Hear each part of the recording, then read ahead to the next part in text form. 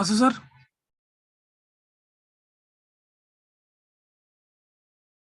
Vasu sir, sir ಬುದ್ಧಿ ಶುರು ಮಾಡ್ಬೋದಾ ಸರ್? ಮಾಡಿ ಸರ್, ಮಾಡಿ ಶುರು ಮಾಡಿ ಸರ್, ಶುರು ಮಾಡಿ. ಓಕೆ. ಸ್ನೇಹಿತರೆ, ಎಲ್ರಿಗೂ ಕೂಡ ನಮಸ್ಕಾರ.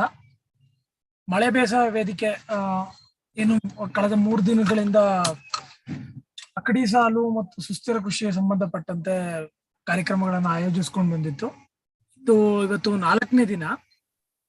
ಸೊ ಮಳೆ ಬೇಸಾಯದಲ್ಲಿ ಬಹಳ ಮುಖ್ಯವಾದ ಬೇಸಾಯದಲ್ಲೇ ಬಹಳ ಮುಖ್ಯವಾದ ಒಂದು ಅಂಶ ಅಂದ್ರೆ ಬಿತ್ತನೆ ಬೀಜಗಳು. ಅದರಲ್ಲೂ ಮಳೆ ಬೇಸಾಯದಲ್ಲಿ ಎಲ್ಲಾ ಅದ್ರ ಬಗ್ಗೆ ನಾವು ಚರ್ಚೆ ಮಾಡಕ್ಕೆ ಅಂತ ಇನ್ನ ಸಭೆಯಲ್ಲಿ ನಾವು ತೀರ್ಮಾನ ಮಾಡಿದ್ವಿ. ನಿನ್ನೆ ಅದರ ಒಂದು ಇಂಟ್ರಡಕ್ಟರಿ ಸೆಷನ್ ರೀತಿಯಲ್ಲಿ ಒಂದು ಚರ್ಚೆ ಆಗಿತ್ತು. ಬಿತ್ತನೆ ಬೀಜ ಯಾಕೆ ಮುಖ್ಯ ಮತ್ತು ಅದರಲ್ಲೂ ಮುಖ್ಯವಾಗಿ ದೇಸಿ ಬಿತ್ತನೆ ಬೀಜಗಳು ಯಾಕೆ ಮುಖ್ಯ ಅನ್ನೋದ್ರ ಬಗ್ಗೆ ನಾವು ನಿನ್ನೆ ಒಂದು ಸುತ್ತಿನ ಚರ್ಚೆ ಮಾಡಿದ್ರಿ. ಸೊ ಅದ್ರ ಭಾಗವಾಗಿ ಇವತ್ತು ನಾವು ಇನ್ನೂ ಡೀಟೇಲ್ ಆಗಿ ಅದರ ಬಗ್ಗೆ ಚರ್ಚೆ ಮಾಡಬೇಕು ಅನ್ನುವಂಥ ದೃಷ್ಟಿಯಲ್ಲಿ ನಾವು ಇವತ್ತು ಸಭೆಯನ್ನ ಸೇರುವಂತದ್ದು. ಸೊ ನಮ್ಮ ಜೊತೆಲಿ ಭಾಗ್ಯ ಅವರು ನಮ್ಮ ಜೊತೆಲಿ ಅವರ ಪರಿಚಯನ ವಾಸು ಅವ್ರು ಮಾಡ್ಕೊಡ್ತಾರೆ. ಇವತ್ತಿನ ಕಾರ್ಯಕ್ರಮಕ್ಕೆ ನಿಮ್ಮೆಲ್ಲರೂ ಕೂಡ ಆತ್ಮೀಯವಾದ ಸ್ವಾಗತ. ವಾಸು ಸರ್ ಇಂದ ಇವತ್ತು ಮಾಡರೇಟ್ ಮಾಡಿ ಮತ್ತು ಮುಂದಕ್ಕೆ ನಡೆಸಬೇಕು ಅಂತ ನಾನು ರಿಕ್ವೆಸ್ಟ್ ಮಾಡ್ತೀನಿ. Thank you. ಹಲೋ, ಮಾತಾಡಿ, ಕೇಳಿಸ್ತಿದೆ. ಇವರು ನಾಗಭೂಷಣ್ ಬಂದಿಲ್ವಾ ಇನ್ನ? ಬಂದಿಯಾರ ಸರ್, ಬಂದಿಯಾರ. ನಮಸ್ಕಾರ ನಾಗಭೂಷಣ್ ಸರ್.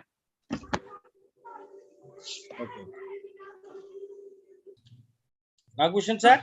ಸರ್ ಇದೀನಿ ಮುಂದುವರಿ ಸರ್, ಸ್ಟಾರ್ಟ್ ಮಾಡ್ಬಿಡಿ ಬೇಗ. ಹೌದಾ? ಸ್ಟಾರ್ಟ್ ಮಾಡಿ ಸರ್. ಅಲ್ಲ, ಏನಾದ್ರು ಹೇಳೋದಿದ್ಯಾ ಕೇಳೋಣ ಅಂತ? ಏನು ಬೇಡ ಭಾಗ್ಯಮರ ಅವ್ರದ್ ಮಾತ್ರ ಕೇಳೋಣ ಇವತ್ತು, ಏನು ಬೇಡ. ಏನಾದ್ರು ಮಾಡಂದ್ರೆ ಅವ್ರು ಸ್ಟಾರ್ಟ್ ಮಾಡ್ಬಿಡ್ಲಿ ಮೇಡಮ್ ಅವರು. ಓಕೆ ಓಕೆ ಓಕೆ, ಖಂಡಿತ.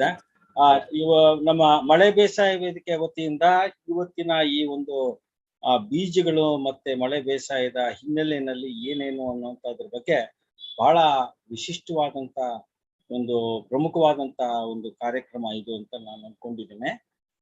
ಇವತ್ತಿನ ಈ ಕಾರ್ಯಕ್ರಮಕ್ಕೆ ಬಂದಿರೋರು ನಮ್ಮ ಜೊತೆಗೆ ತಮ್ಮ ಅನುಭವಗಳನ್ನು ಹಂಚ್ಕೊಳಕ್ ಬಂದಿರುವಂತ ಆ ಹೆಣ್ಣು ಮಗಳ ಹೆಸರು ಭಾಗ್ಯ ಅಂತ ಹೇಳಿ, ಭಾಗ್ಯಲಕ್ಷ್ಮಿ ಅಂತ ಹೇಳ್ತಾರೆ. ಅವರು ಮೂಲತಃ ಆಂಧ್ರ ಪ್ರದೇಶದ ಇದರಲ್ಲಿ ವಾಸನ್ ಅಂತ ಹೇಳಿ ಒಂದು ಸಂಸ್ಥೆ ಇದೆ.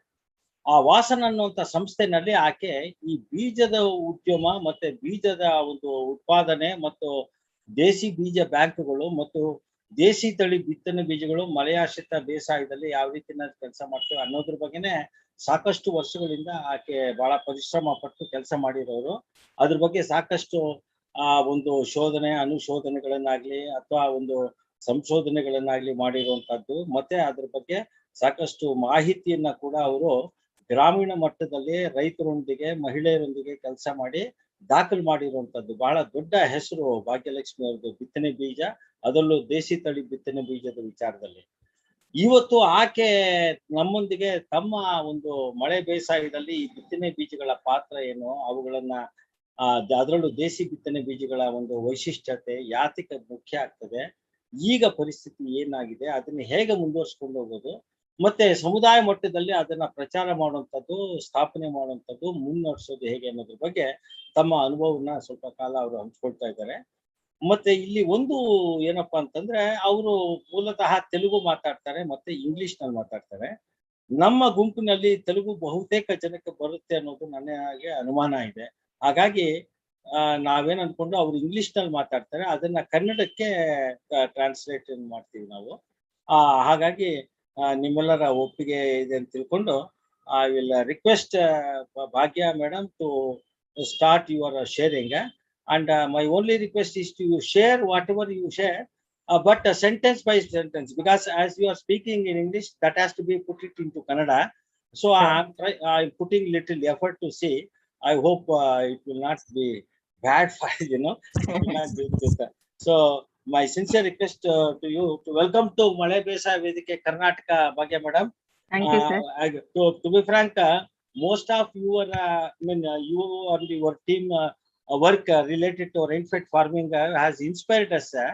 That is the reason why we wanted to have a forum or a federation or whatever you call a team in Karnataka. That's why we initiated this rain-fed farming systems Karnataka. In Kannada, we call it as Male Besaya Vedike. So thank you, madam. Please. Thank you, sir. Thanks a lot. I'm translating, and I request you sentence by sentence. Yeah.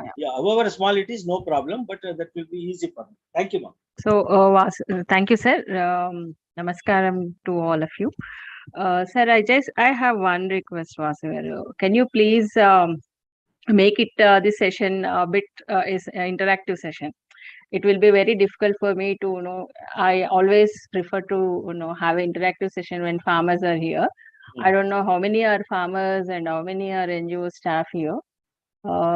It's a mixed, it is farmers are also there, and traditional farmers, as well as some of the farmers who are actually practicing organic farming in the recent something like that, and there are institutions who are promoting organic farming.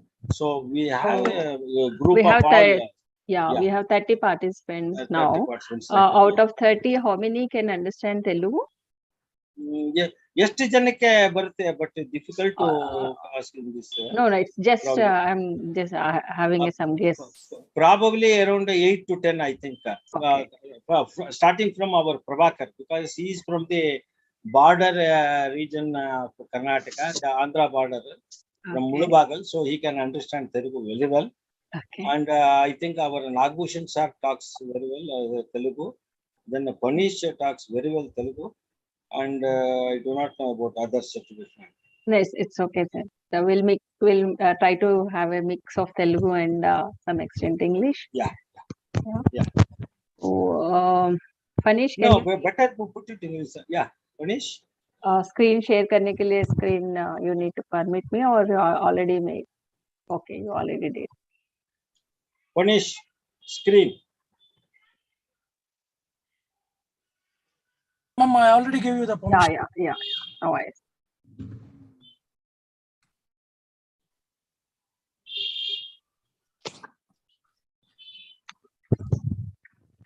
I'm using old slides also, which are prepared for some other things. So just bear with me, and I will talk.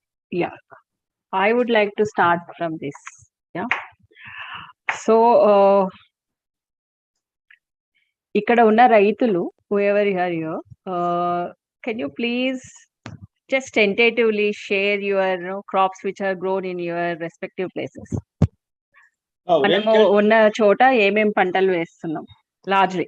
So ಅವ್ರು ಏನ್ ಕೇಳ್ತಾ ಇದಾರೆ ಅಂತಂದ್ರೆ, madam ಅವರು, ನಮ್ಮ ಪ್ರದೇಶಗಳಲ್ಲಿ ನಾವು ಬೇಸಾಯ ಮಾಡುವಂತ ನಮ್ಮ ಭಾಗದಲ್ಲಿ ಯಾವ ಬೆಳೆಗಳನ್ನ ಬೆಳೀತಾ ಇದ್ದೀವಿ ಅಂತ ಹೇಳ್ತಾರೆ. ನಮ್ಮ ಭಾಗದಲ್ಲಿ ನಾವು ಬೆಳೆಯುವಂತ ಬೆಳೆಗಳು ಯಾವುವು ಅಂತ ಕೇಳ್ತಾ ಇದ್ದಾರೆ. ಚಾಟ್ ಬಾಕ್ಸ್ ಅಲ್ಲಿ ಹಾಕ್ಬೋದಾ sir? Madam, is it okay if they put it in the chat box? Chat box ಅಲ್ಲಿ ಉತ್ತರ ಕೊಡಬಹುದು ನೀವು. ದಯಮಾಡಿ ಎಲ್ಲರೂ ಪಾರ್ಟಿಸಿಪೆಂಟ್ಸ್ ಚಾಟ್ ಬಾಕ್ಸ್ ಅಲ್ಲಿ ನಿಮ್ಮ ಪ್ರದೇಶದಲ್ಲಿ ಕೊಡಿ. ಅದು ಫೀಡ್ಬ್ಯಾಕ್ ಅವ್ರಿಗೆ ಬೇಕಾಗುತ್ತೆ, ದಯವಿಟ್ಟು. ಆಲ್ಸೋ ಮಾತಾಡೋರು ಮಾತಾಡಬಹುದಲ್ಲ ಸರ್? ಅದು ಕಷ್ಟವಾಗುತ್ತೆ ಸರ್, ಒಬ್ಬರೊಬ್ಬರ ಮೇಲೆ ಅನ್ಮ್ಯೂಟ್ ಮಾಡೋದು ಕಷ್ಟವಾಗುತ್ತೆ. ಅಲ್ಲ, ಒಂದು 5 ಜನ ಅಥವಾ 10 ಜನ ಮಾತಾಡೋದಕ್ಕೆ ಇದು ಮಾಡೋಣ. ಖಂಡಿತ ಹೇಳ್ಬೋದು. ನಾನು ನಮ್ಮ ಕಡೆ ಭಾಗದಲ್ಲಿ, madam, I belongs to Bellary. Okay, there many people are mainly depending upon these pocket seeds only. Okay, they don't have any idea on desi seed. They don't know how to prepare it. That is what my this one feedback, madam. Okay. Where ಮಾಡಬಹುದು reply? ನಮಸ್ತೆ madam, ನಮ್ಮದು ಕೋಲಾರ ಜಿಲ್ಲೆ, ಮುಳಬಾಗಿಲು ತಾಲೂಕು. ನಮ್ಮಲ್ಲಿ ಈಗ ಮಿಶ್ರ ಬೆಳೆ ಮತ್ತು ಅಕ್ಕಡಿ ಬೆಳೆಯನ್ನ ఏం ಬೆಳಿತೀವో తెలుగు ఏం మేము పంట చేస్తున్నామో అయితే ఎక్కువగా మాలో రాగులు సజ్జల్లో కూడాను 3-4 రకాలకు మాత్రం వచ్చింది. అయితే మొదటికి నవధాన్యాలు పండుతా ఉంటుంది. అయితే మా ఇంట్లో మాత్రం మేము ఇప్పుడు కూడాను 16 ధాన్యాలు ముంగారికి ఈ అక్కడి దీంట్లో పండేట్లా వ్యవస్థ గింజలు మేము పెట్టుకోవాలి. అయితే మా ప్రాంతంలో ఉండేట్లాడిది చాలా తగ్గిపోయింది. ಪ್ರಭಾಕರ್, ಸ್ವಲ್ಪ ಕನ್ನಡದಲ್ಲಿ ಹೇಳ್ಬಿಡಿ. ನಮ್ಮ ಕೋಲಾರ ಮತ್ತು ಮುಳಬಾಗಿಲು ಭಾಗದಲ್ಲಿ ಮಿಶ್ರ ಬೆಳೆ ಪದ್ಧತಿ ಮತ್ತು ಅಕ್ಕಡಿ ಸಾಲು ಬೆಳೆ, ರಾಗಿ ಮತ್ತೆ ಶೇಂಗಾದಲ್ಲಿ ಬೆಳೆಯುವಂತದ್ದು. ಮೊದಲಿಗೆ ನಾವು ನವಧಾನ್ಯ ಮತ್ತು 14 ರಿಂದ 16 ಬೆಳೆಗಳನ್ನು ಬೆಳೀತಾ ಇದ್ವಿ. ಆದ್ರೆ ಈಗ ಬೀಜದ ಕೊರತೆಯಿಂದಾಗಿ 1, 2 ಅಥವಾ 3, 4 ಮಾತ್ರ ಸೀಮಿತ ಆಗ್ಬಿಟ್ಟಿದೆ ಈಗ. ಆದ್ರೆ ನಮ್ಮ ಕುಟುಂಬದಲ್ಲಿ ಮಾತ್ರ ನಾವು ಇವತ್ತು ಕೂಡ ಅಕ್ಕಡಿ ಬೆಳೆಗಳಲ್ಲಿ 16 ಬೆಳೆಯನ್ನ ಬೆಳೆಯುವಂತ ಒಂದು ಬೀಜಗಳನ್ನ ನಾವು ದೇಶೀಯ ಬೀಜಗಳನ್ನ ಉಳಿಸ್ಕೊಂಡಿದೀವಿ ಅನ್ನುವಂಥದ್ದನ್ನ ಹೇಳಿ. ಬೇರೆ ಬೇರೆ ಯಾರಾದ್ರೂ ಇದ್ರೆ? ಸರ್, ಈಗ ಇವರು ಪ್ರಭಾಕರ್ ಸರ್ ಹೇಳ್ತಿದ್ರಲ್ಲ, ಸೊ ಅದೇ ತರನೇ ನಮ್ ಕೋಲಾರ ಈ ಒಂದು ನಮ್ ಸೈಡು ಸಹ ಅವ್ರು ಹೇಳಿದ್ದೀನಿ. ಹೈಬ್ರಿಡ್ ಅಥವಾ ನೀವೇ ದೇಶಿ ಬೀಜಗಳ? ನಮ್ಮನೆಯಲ್ಲಿ ಹೈಬ್ರಿಡ್ ಬಳಸ್ತಾರೆ. ಇಲ್ಲಿ ಒಂದು ಫೀಡ್ಬ್ಯಾಕ್, ಇಲ್ಲಿ ಇರ್ತಕ್ಕಂಥವ್ರಲ್ಲಿ ಯಾರೋ ದೇಶಿ ಬೀಜಗಳನ್ನು ಉಪಯೋಗಿಸಿದ್ದೀರಾ? ಇಲ್ಲ, ಇವ್ರು ಬಳಸ್ತಾರೆ, ಪ್ರಭಾಕರ್ ಸರ್ ಬಳಸ್ತಾರೆ ನಮ್ ಭಾಗದಲ್ಲಿ. ನಾವೇನ್ ಬಳಸ್ತಿಲ್ಲ. ಅಲ್ಲ, ಇಲ್ಲಿ ಇರ್ತಕ್ಕಂಥ 33 ಮಂದಿನಲ್ಲಿ ಯಾರಾದ್ರೂ ದೇಶಿ ಬೀಜಗಳನ್ನ ಬಳಸ್ತಾ ಇದ್ದೀರಾ? ಸರ್, ಅಶ್ವಿನಿ ಹೇಳಿ ಮೇಡಮ್. ಸರ್, ನಾವು ಈಗ ಸದ್ಯ ಹೈಬ್ರಿಡ್ ಯೂಸ್ ಮಾಡ್ತಾ ಇದೀವಿ. ಆದ್ರೆ ನಮ್ ಪಕ್ಕದಲ್ಲಿರೋ ರೈತರು ಇಬ್ರು ರೈತರು ಮಾತ್ರ ಅವರು ದೇಶಿ ಬೀಜಗಳನ್ನ ಬೆಳೆಸ್ತಾ ಇದಾರೆ ಸರ್. ಈಗ ನಾವು ಅವ್ರ ಹತ್ರ ಈ ವರ್ಷ ಕಡ ತಗೊಳ್ತಾ ಇದೀವಿ ಸರ್. ಈ ರೇನಿ ಸೀಸನ್ ನಂಬರ್ ಸಿಗ್ಬೋದಾ ಮೇಡಮ್? ಅಶ್ವಿನಿ ಮೇಡಮ್ ಅವ್ರ ನಂಬರ್? ಹಾ ಸರ್, ಅವ್ರಿಗೆ ಕೊಡ್ತೀನಿ ಸರ್. ಅವರು ಕಾಳುಗಳನ್ನ ಬೆಳೆಸ್ತಾ ಇದಾರೆ ಸರ್, ಹೆಚ್ಚಾಗಿ ಮಡಕೆ ಕಾಳು, ಹೆಸರು ಕಾಳು ಎಲ್ಲ. ನಾನು ಡೀಟೇಲ್ಸ್ ತಗೊಂಡ್ಬಿಟ್ಟು ಶೇರ್ ಮಾಡ್ತೀನಿ. Anybody, any other person using desi seeds? No other, only very few, madam. Very few are using. 1 or 2 only they are using seed. Remaining all depends on only hybrid seeds, madam. Yeah. Okay, go ahead, madam. Yes. So another question is, whatever I saw in chart and heard from you all, మీరు చెప్పిన దాంట్లో chilli, రాగి, onion, jowar, Navadhanya crops and red gram, paddy, cotton, soya, groundnut and other crops are also there. So what in chili you are using hybrid, someone wrote here, and cotton I think in hybrid. May I know what do you, I mean, as a farmer, మీరు hybrid కి మామూలు విత్తనానికి తేడా ఎట్లా గుర్తిస్తున్నారు? How you can say these are all hybrids? Nagabhushan sir ಹೇಳಕ್ಕಾಗತ್ತಾ? ನಾಗಭೂಷಣ್ ಇದೆ. Okay, ಅವ್ರೇನ್ ಕೇಳ್ತಾ ಇದಾರೆ ಅಂತಂದ್ರೆ, ಈಗ ಇದುವರೆಗೂ ನಾವು ಅವ್ರೇನು ಮೊದಲನೇ ಪ್ರಶ್ನೆ ನಮ್ಮ ಭಾಗದಲ್ಲಿ ಯಾವ ಬೆಳೆಗಳನ್ನ ಬೆಳೀತಾ ಇದೀವಿ ಅನ್ನೋದ್ರ ಬಗ್ಗೆ ಅದೆಲ್ಲ ಹೇಳಿದ್ವು. ನಾವು ಯಾವ ಬೆಳೆಗಳು ಬೆಳೀತಾ ಇದೀವಿ ಅಂತ. ಅದರಲ್ಲಿ ಕೆಲವರು ಹೈಬ್ರಿಡ್, ಕೆಲವು ದೇಸಿ, ಈ ರೀತಿನಲ್ಲೆಲ್ಲ ಇದಾಗಿದ್ದಾರೆ ಅಂತ ಹೇಳ್ತಾ, ಕೆಲವರು ತರಕಾರಿ ಬೆಳೆಗಳೆಲ್ಲ ಕೂಡ ಚಾಟ್ ಬಾಕ್ಸ್ ಅಲ್ಲಿ ಬಂದಿರುವಂತದ್ದನ್ನೆಲ್ಲ ಅವರು ನೋಡಿದ್ದಾರೆ. ಅದನ್ನ ಅವ್ರು ಕೇಳೋದೇನು ಅಂತಂದ್ರೆ, ಹೈಬ್ರಿಡ್ ಬೀಜ ಅನ್ನೋದನ್ನ ಹೇಗೆ ಗುರುತಿಸ್ತೀರಿ ನೀವು? ಅಥವಾ ನಾಟಿ ತಳಿ ಬೀಜ ಆದ್ರೂ ಅದನ್ನ ಹೇಗೆ ಗುರುತಿಸ್ತೀರಿ? ಹೇಗೆ ಗೊತ್ತಾಗುತ್ತೆ ನಿಮ್ಗೆ ಇದು ಹೈಬ್ರಿಡ್, ಇದು ನಾಟಿ ಅನ್ನೋದು ಅಂತ? ಆಮೇಲೆ right madam, how you identify whether it is hybrid? Okay, ಮಾತಾಡಿ, ರೆಸ್ಪಾಂಡ್ ಮಾಡಿ. Depends on the size, madam. These days. Depends on the size of seed. Size of seed. Yes, ಏನು ಮನೆಗೆ ಹೋಗು, ನೀನ್ ಬೇಡ ಅಂದ್ರೆ ಧೈರ್ಯವಾಗಿ ಬಾ, ಖುಷಿಯಾಗ್ಬೇಡ. ನಿನ್ಗೆ ಎಲ್ಲೋ ದೊಡ್ಡ ಆಪರ್ಚುನಿಟಿ ಇದೆ ಅಂತ ತಿಳ್ಕೊ. ದೇವರಾಜ್, ನೀವು ಎಲ್ಲಿದ್ದೀರಿ ಅಂತ ಸ್ವಲ್ಪ ಮ್ಯೂಟ್ ಮಾಡ್ಕೊಂಡು ಮಾತಾಡಿಪ್ಪ ನೀವು. ನೋಡಿ, ನವೀನ್ ಹೇಳ್ತಾರೆ ಹೈಬ್ರಿಡ್ ಬೀಜ ಅಥವಾ ದೇಸಿ ಬೀಜನ ನಾವು ಗುರುತಿಸೋದು ಹೇಗೆ ಅಂದ್ರೆ ಅವುಗಳ ಗಾತ್ರದ ಮೇಲೆ ಅಂತ ಹೇಳ್ತಾ ಇದ್ದಾರೆ, ಸೈಜ್ ಆಫ್ ದಿ ಸೀಡ್ ಅಂತ. ಓಕೆ, ಅದು ಒಂದು. ಹಲೋ ಸರ್, ಹೈಬ್ರಿಡ್ ಅದು ನೆಕ್ಸ್ಟ್ ಜರ್ಮಿನೇಷನ್ ಆಗಲ್ಲ, ಸೊ ನಾಟಿ ಜರ್ಮಿನೇಷನ್ ಆಗುತ್ತೆ. ಸೊ ಆ ತರನು ಫೈಂಡ್ ಔಟ್ ಮಾಡಬಹುದು. Ravi Kumar says that hybrid will not germinate for the next season if you use the same thing, whereas the native seed will germinate again. So from that we will be able to know whether it is hybrid. Okay. Okay. Anyone? Okay, madam. Let us flag this. Taste also, madam. Taste. ಏನ್ taste ಅಂದ್ರೆ ಏನು ಹೇಳಿ ಬುದ್ಧಿ, ವಿವರಿಸಿ. ನಿಮಗೆ ಏನ್ ಅನ್ಸುತ್ತೆ ಹೇಳಿ, ಪರವಾಗಿಲ್ಲ ಹೇಳಿ. ಅಂದ್ರೆ ಒರಿಜಿನಲ್ ಟೇಸ್ಟ್ ಚೇಂಜ್ ಇರುತ್ತೆ ಅಂತ ಸರ್. Okay.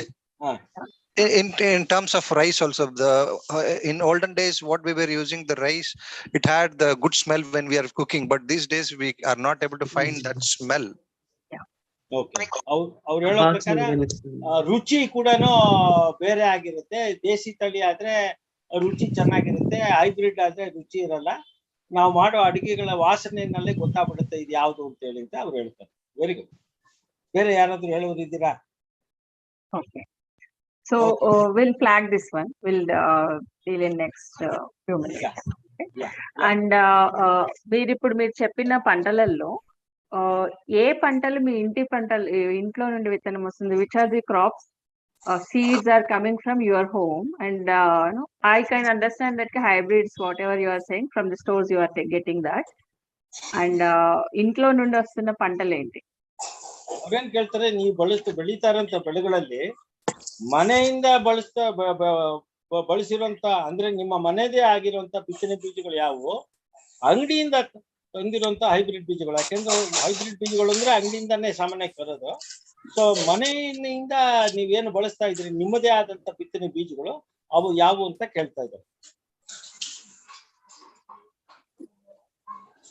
ಯಾರಾದ್ರೂ ಎಲ್ಲ ಅಂಗಡಿಯಿಂದೆಲ್ಲ ತರ್ತೀರಾ? ಯಾವ್ದಾದ್ರು ನೀವೇನಾದ್ರು ತಯಾರಿ ಮಾಡ್ಕೋತೀರಾ? ಬಹುಶಃ ನನಗನ್ಸುತ್ತೆ ಎಲ್ಲರೂ ಅಂಗಡಿಯಿಂದಲೇ. ಇತ್ತೀಚೆಗೆಲ್ಲ pocket many seeds are available in pocket form madam, including vegetables, including grains also. Many people, including village people also, totally depend on these pocket seeds. What I feel, what I understood. If anybody... ನಮಸ್ತೆ. Hello. Yes. Manjunath ಅಂತ, Tumakuru district. ನಾವು ರಾಗಿ ಮತ್ತೆ ಅಕ್ಕಡಿ ಕಾಳು ಅಂತ ಏನ್ ಬರುತ್ತೋ ಇವೆಲ್ಲವೂ ಕೂಡ ನಾವು ಮನೆಯಲ್ಲೇ ನಾವೇ ಮಾಡ್ಕೊಳ್ಳುವಂತದ್ದು ಇದೆ. ಶೇಂಗಾ ಒಂದನ್ನ ಅದು ಕೂಡ ಬಿತ್ತನೆಯಿಂದಲೇ ತಗೊಳ್ತೀವಿ. ಕೆಲವು ಸಂದರ್ಭದಲ್ಲಿ ಅಂದ್ರೆ ಈ ಬಾರಿಯ ಫಲ ಅಚ್ಚುಕಟ್ಟಾಗಿ ಬಂದಿಲ್ದೇ ಇದ್ದು ಅದು ಬೀಜಕ್ಕೆ ಬರ್ಲಿಲ್ಲ ಅಂದ್ರೆ ಆಗ ಮಾತ್ರ ನಾವು ಗೌರ್ಮೆಂಟ್ ಇಂದ ಅಂದ್ರೆ ಕೃಷಿ ಇಲಾಖೆಯಿಂದ ತಗೊಂಡ್ಬರ್ತೀವಿ. ಅದು ಕಡಿಮೆ. ಒಟ್ಟಾರೆ ನಾವು ಬೆಳೆಯುವಂತದ್ದು ಶೇಂಗಾ, ರಾಗಿ ಮತ್ತೆ ಅಕ್ಕಡಿ ಕಾಳುಗಳನ್ನ ನಾವೇ ಬೆಳ್ಕೊಂತೀವಿ. What he says is that whatever ragi and groundnut and other companion crops what he grows, akdi salu, it is actually native only. It is a home thing. But sometimes if something doesn't go well, come up well, then they approach as a last result. They go for the company or government hybrid seeds.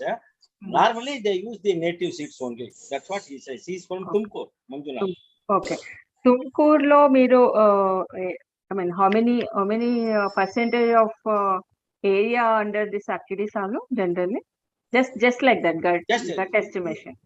Sir, ನೀವು ಎಷ್ಟು ಎಕರೆ ನಿಮ್ಮ ಇದರಲ್ಲಿ ಎಷ್ಟು ಪ್ರಮಾಣದಲ್ಲಿ ನೀವು ಅಕ್ಕಡಿ ಸಾಲ ಹಾಕ್ತೀರಿ ಅಂತ ಬೆಳೆನ ತುಮಕೂರು?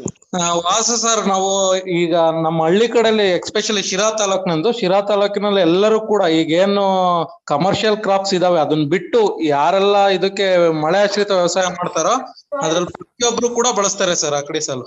ಅಂದ್ರೆ ಎಷ್ಟು ಬೆಳೆಗಳು ಅಂದಾಜು ಎಷ್ಟು ಬೆಳೆ? ಅಂದ್ರೆ ಅವರೇ ತೊಗರಿ, ಅಳಸಂದೆ, ಇದ್ರ ಜೊತೆಗೆ ಅದೇ ತಾನೇ ನೀವು ಕೇಳ್ತಾರ ಸರ್? ಅಲ್ಲ ಕರೆಕ್ಟ್, ಅದನ್ನ ಹೇಳಿ. ಅದೇ ಅವರೇ ತೊಗರಿ, ಅಲಸಂದೆ ಮತ್ತೆ ಹೆಸರು ಕಾಳು ಇಷ್ಟು 4-5 ಬಳಸ್ತೇವೆ. Madam, he says normally other than hybrid commercial crops, those farmers under rainfed conditions, they normally grow a minimum of 4 to 5 crops, madam. Okay. In that one millet family will be there, and 2 or 3 the pulse family seeds will be there. Okay. So in a sense, sir, Vasu sir ಹೇಳಪ್ಪ, ಮಾತಾಡು. ಅದೇ ಇದು ಅಕ್ಕಡಿ ಸಾಲು ಅಂತ ಏನ್ ಹಾಕಲ್ಲ. ನಮ್ಮ ಹೊಲದಲ್ಲಿ ಕೂಡ ಸಹ ಸಾಮಾನ್ಯವಾಗಿ ಸಾಲು ಅಂತ ಹಾಕ್ತಾರೆ. ಅವರೇ ಜೋಳ ಮಿಕ್ಸು ಹಾಕ್ತಾರೆ, ಈ ಒಂದು ಸಪರೇಟ್ ಆಗು ಹಾಕ್ತಾರೆ. ಸೊ ಈ ತರ ಬೆಳೆಯುತ್ತದೆ. ಅಲಸಂದಿನ ಬಾರ್ಡರ್ ಅಲ್ಲಿ ಹಾಕ್ತಾರೆ. So in this person from by name Ravi Kumar, he is from Chikkaballapura region, Chintamani. He says we don't mindfully call it as akkadi salu. but we grow multiple crops also, companion crops along with the food crop, and we Yeah. grow cowpea in the border. That's what it Okay. is. Okay. So, Tumkur, I could not able to get percentage of area under Akkadi Salu You or mean mixed the crop. entire, you are asking the entire district, or you are Generally, asking- what from where he is representing in Ah. that particular area, just Yeah. percentage was 10% or 2% or 3% under Akkadi Salu. Manjunath ಅವ್ರು ಏನ್ ಹೇಳ್ತಾ ಇದಾರೆ ಅಂದ್ರೆ, ನೀವು ತುಮಕೂರಿನಲ್ಲಿ ಸಿರಾನಲ್ಲಿ ಬೆಳಿತಾರೆ ಅಂತ ಹೇಳಿದ್ರಲ್ಲ, ಅಂದಾಜು ಸರ್ ಅದ್ ಯಾರು ಸರ್ ಅದು ಬಹಳ ಗಲಾಟೆ ಆಗ್ತಾ ಇದೆ, ಸ್ವಲ್ಪ ಇದ್ರಲ್ಲಿ ಇಡಿ. ಅವ್ರು ಏನ್ ಹೇಳ್ತಾ ಇದ್ದಾರೆ, ಎಷ್ಟು ಪ್ರಮಾಣದಲ್ಲಿ ನೀವು ಎಷ್ಟು ಶೇಕಡಾವಾರು ಎಷ್ಟು ಜನ ಅಕ್ಕಡಿ ಸಾಲು ಅಂದ್ರೆ ಮಿಶ್ರ ಬೆಳೆ ಹಾಕ್ತಾ ಇದ್ದಾರೆ ಅಂತ ಕೇಳ್ತಾ ಇದ್ದಾರೆ. ಅಂದಾಜು 8%, 5%, 1%, 20% ನಿಮ್ಮ ಶಿರಾ ಭಾಗದಲ್ಲಿ. Manjunath GK. Okay, madam. Okay. Okay. Yeah, yeah. So,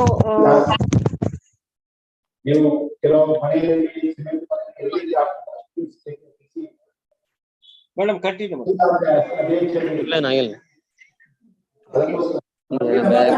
Vivekanand ನೀವು ಮ್ಯೂಟ್ ಮಾಡ್ಕೊಳ್ಳಿ, ಇಲ್ಲ ಅಂದ್ರೆ ಮೀಟಿಂಗ್ ಇಂದ ಹೊರಗಡೆ ಹೋಗಿ. ಮ್ಯೂಟ್ ಮಾಡ್ತೀರಾ, ಅನ್ಮ್ಯೂಟ್ ಮಾಡ್ಕೊಳ್ತೀರಾ, ಏನು ಮಾತಾಡಲ್ಲ, ಏನಿದು? host can mute them if it all they are not able to listen. Seed quality.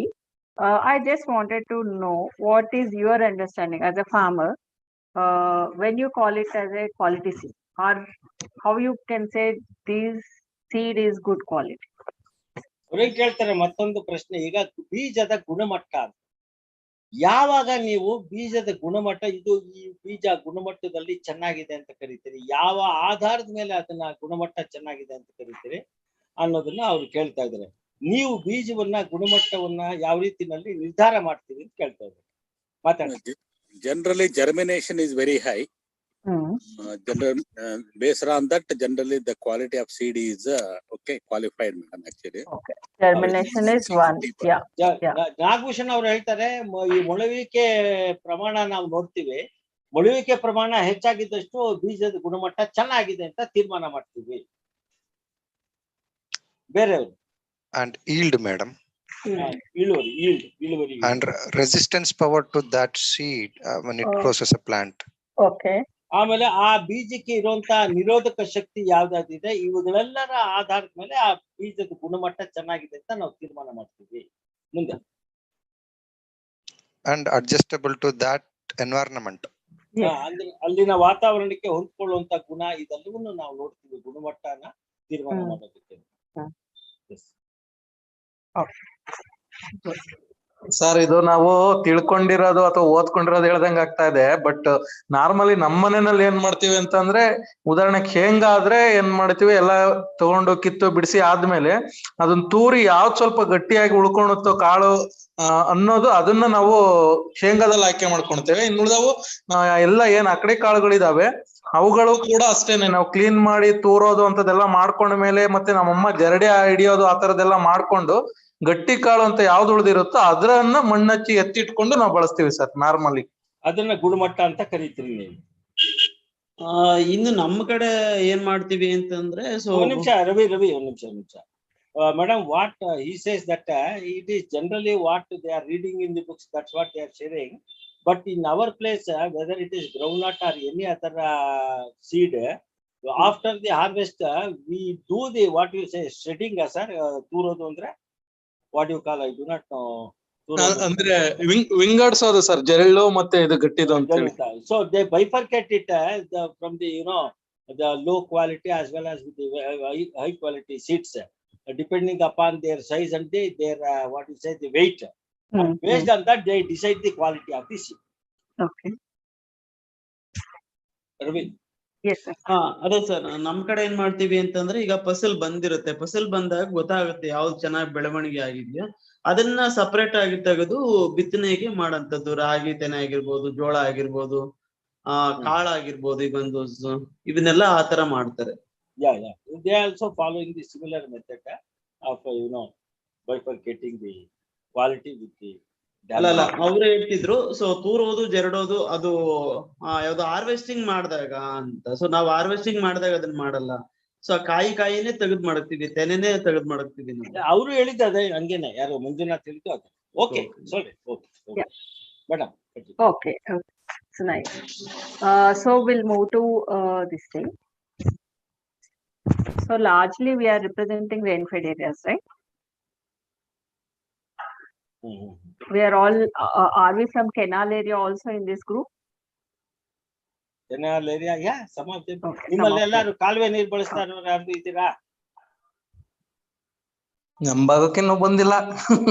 It's okay. Wherever, I mean, it's from rain-fed or canal area, no issue. But so ఇప్పుడు మనం ఉన్న దాంట్లో farmer seed ఎక్కడ నుండి చేసుకుంటున్నారు? How, I mean, from where farmer is sourcing the seed? ఈ slide లో చెప్పాలనుకుంటుంది ఏంటంటే in this particular present seed systems లో మనము we are getting seed from government. మనం ప్రభుత్వం నుంచి కూడా తీసుకుంటున్నాము. And farm saved seed, there is the farmers, రైతులు స్వయంగా వాళ్ళు పెట్టుకొని ఉంటున్నారు, ఆ విత్తనం ఇంటి నుండి తెచ్చుకుంటున్నారు అండ్ మార్కెట్ లోకి వెళ్తున్నారు. మార్కెట్ లో 2 రకాలుగా ఉంది, ఒకటి కంపెనీస్, ఒకటి సీడ్ ఫార్మర్స్. యా, ఇవి కాకుండా ఇంకా ఎక్కడి నుంచైనా మనం విత్తనం తెస్తున్నాం. Are we getting seed from other sources which are depicted here? One is government, farm saved seed, market and companies and seed farmers. Apart from that, ಅವ್ರೇನ್ ಹೇಳ್ತಾರೆ, ಈಗ ತೋರಿಸ್ತಾ ಇರೋ ಚಿತ್ರದಲ್ಲಿ ಏನಾಗಿದೆ, ನಮ್ಮ ಮಳೆಯಾಶ್ರಿತ ಬೇಸಾಯದಲ್ಲಿ ಕೃಷಿನಲ್ಲಿ ಇದು ಈ ರೀತಿನಲ್ಲಿ ಏನಾದ್ರು ಇದೆ ಅಂತ.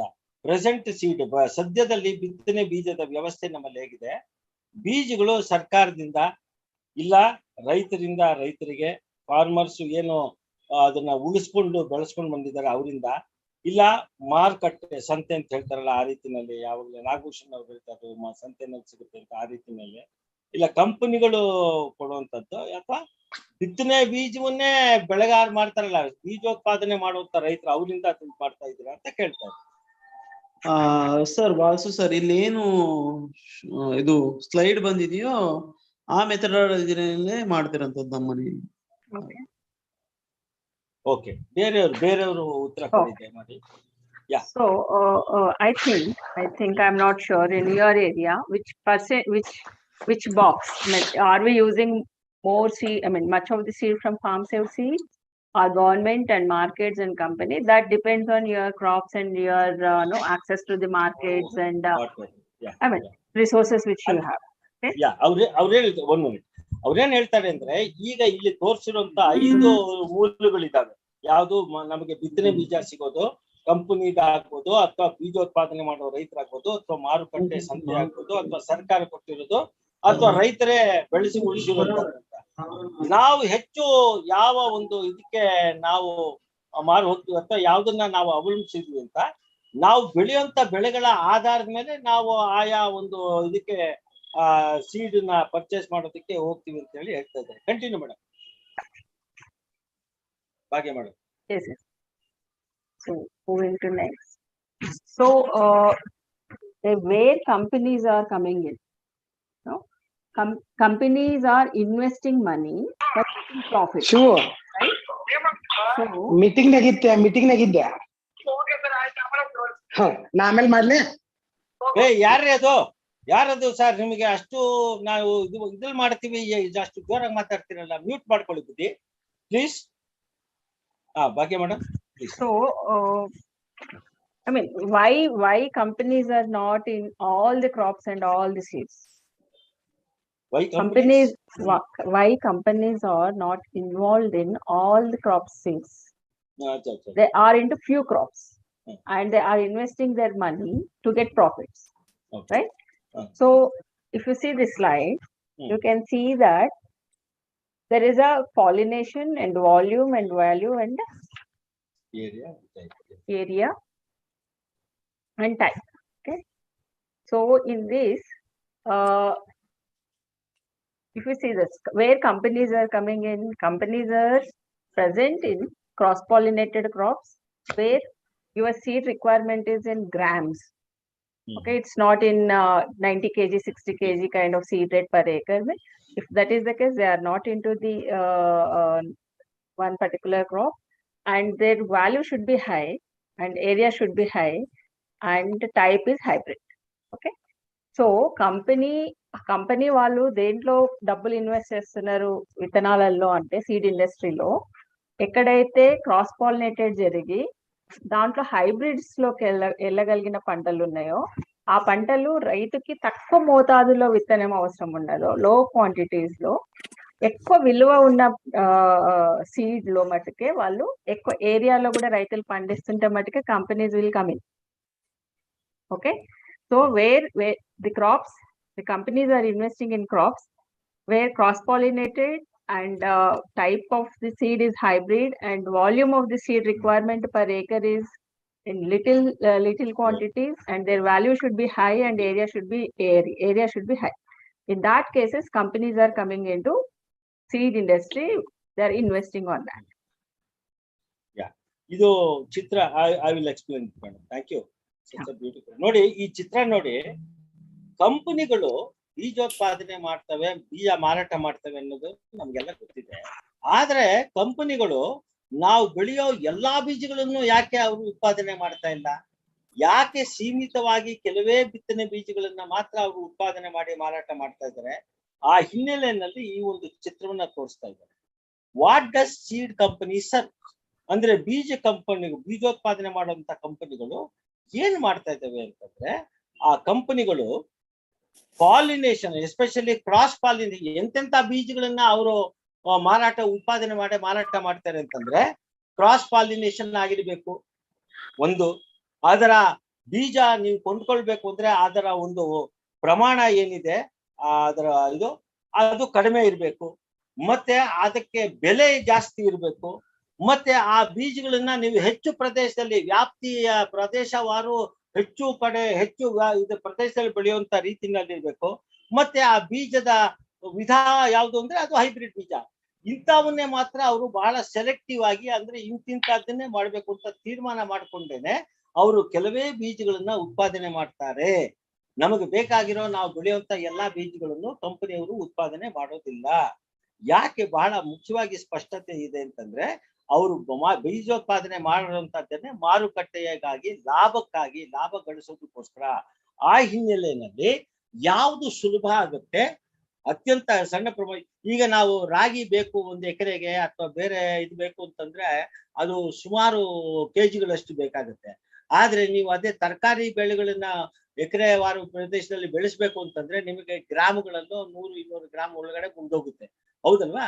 ಈ ಹಿನ್ನೆಲೆಯಲ್ಲಿ ಮೇಡಮ್ ಅವರು ಮಾಡಿರುವಂತ ಈ ಒಂದು ಅಧ್ಯಯನದಲ್ಲಿ ಏನ್ ಗೊತ್ತಾಗುತ್ತೆ ಅಂದ್ರೆ, ಕಂಪನಿಯವರು ವಿಶೇಷವಾಗಿ ಬಿತ್ತನೆ ಬೀಜಗಳನ್ನ ಉತ್ಪಾದನೆ ಮಾಡ್ಬೇಕಾದ್ರೆ ಅವುಗಳ ಪ್ರಮಾಣ ಚಿಕ್ಕದಾಗಿರ್ಬೇಕು, ಆದ್ರೆ ಅವುಗಳ ಮೌಲ್ಯ ಜಾಸ್ತಿ ಇರ್ಬೇಕು ಮಾರ್ಕೆಟ್ ನಲ್ಲಿ. ಹಾಗೆ ಅದನ್ನ ಹೆಚ್ಚು ಪ್ರದೇಶದಲ್ಲಿ ಬೆಳೆಸುವಂತ ರೀತಿನಲ್ಲಿ ಇರ್ಬೇಕು, ಮತ್ತೆ ಹೈಬ್ರಿಡ್ ಗುಣ ಇರ್ಬೇಕು. ಅದು ಆಯ್ತಾ? ಸೊ ಹಾಗಾಗಿ ಮಳೆಯಾಶ್ರಿತ ಪ್ರದೇಶಕ್ಕೆ ಬೇಕಾಗಿರುವಂತದ್ದು ಯಾವುದು? ಪಾಲಿನೇಷನ್ ಅಲ್ಲಿ ಕ್ರಾಸ್ ಪಾಲಿನೇಷನ್ ಇದೆ ಹೊರತು ಸ್ವಯಂ ಪಾಲಿನೇಟ್ ಆಗುವಂತದ್ದನ್ನ ಅವ್ರು ಮಾರಾಟ ಮಾಡೋದಿಲ್ಲ, ಉತ್ಪಾದನೆ ಮಾಡಲ್ಲ. ಯಾವ ಬಿತ್ತನೆ ಬೀಜಗಳು ನಮಗೆ ಹೆಚ್ಚು ಪ್ರಮಾಣದಲ್ಲಿ ಬೇಕು, ಕೆಜಿ ಗಟ್ಟಲೆ ಅಷ್ಟೇ, ಅದನ್ನ ಕಂಪನಿಯವರು ಉತ್ಪಾದನೆ ಮಾಡೋದಿಲ್ಲ. ಯಾವ ಬಿತ್ತನೆ ಬೀಜದ ಮೌಲ್ಯ ಮಾರ್ಕೆಟ್ನಲ್ಲಿ ಕಡಿಮೆ ಆಗಿದೆ, ನಮಗೆ ಕಡಿಮೆ ಇದಕ್ಕೆ ಸಿಗ್ಬೇಕು, ಅದನ್ನ ಕಂಪನಿಯವರು ಮುಟ್ಟೋದೇ ಅಲ್ಲ.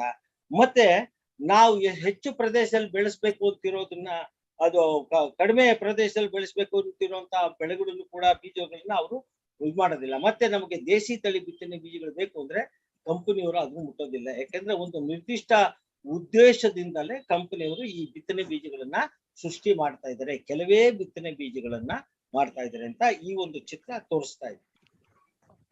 You also explained about self-pollinated, right, Vasu? Yeah, I think it's better. So I just wanted to give an example here so that farmers can get it. Majority of the crops, what I've seen is chili and cotton, right? In chili, generally, they are using hybrids, or tomato hybrids, or cotton hybrids. So the packet size is very less. How many grams of chili they are using as a hybrid in per acre, and what is their cost? 1 minute, madam. I will just translate this. ಈಗ ಉದಾಹರಣೆಗೆ ಅವ್ರೇನು ಒಂದು ಉದಾಹರಣೆ ಕೊಡ್ತೀನಿ ಯಾವ ರೀತಿ ಈ ಕಂಪನಿಯವ್ರು ಕೆಲಸ ಮಾಡ್ತಾ ಇದಾರೆ ಅಂತ. ಉದಾಹರಣೆಗೆ ನಾವು ಚಿಲ್ಲಿ ಅಂದ್ರೆ ಮೆಣಸಿನಕಾಯಿ ಅಥವಾ ಹತ್ತಿನ ತೆಗೆದುಕೊಳ್ಳೋಣ. 1 ಎಕರೆ ಪ್ರದೇಶದಲ್ಲಿ ನಾವು ಹತ್ತಿಯನ್ನ ಅಥವಾ ಮೆಣಸಿನಕಾಯಿ ಅಥವಾ ಬದನೆ ಇಂಥದ್ದನ್ನ ನಾವು ಬೆಳೆಸ್ಬೇಕು ಅಂತಂದ್ರೆ 1 ಎಕರೆ ಪ್ರದೇಶದಲ್ಲಿ ಮೆಣಸಿನಕಾಯಿ ಬೆಳೆಸ್ಬೇಕು ಅಂದ್ರೆ ನಮಗೆ ಎಷ್ಟು ಗ್ರಾಮ ಪ್ರಮಾಣದಷ್ಟು ಬಿತ್ತನೆ ಬೀಜ ಬೇಕು, ಅದರಲ್ಲಿರುವ ಬೆಲೆ ಏನು ಅಂತ ಕೇಳ್ತಾ ಇದ್ದಾರೆ.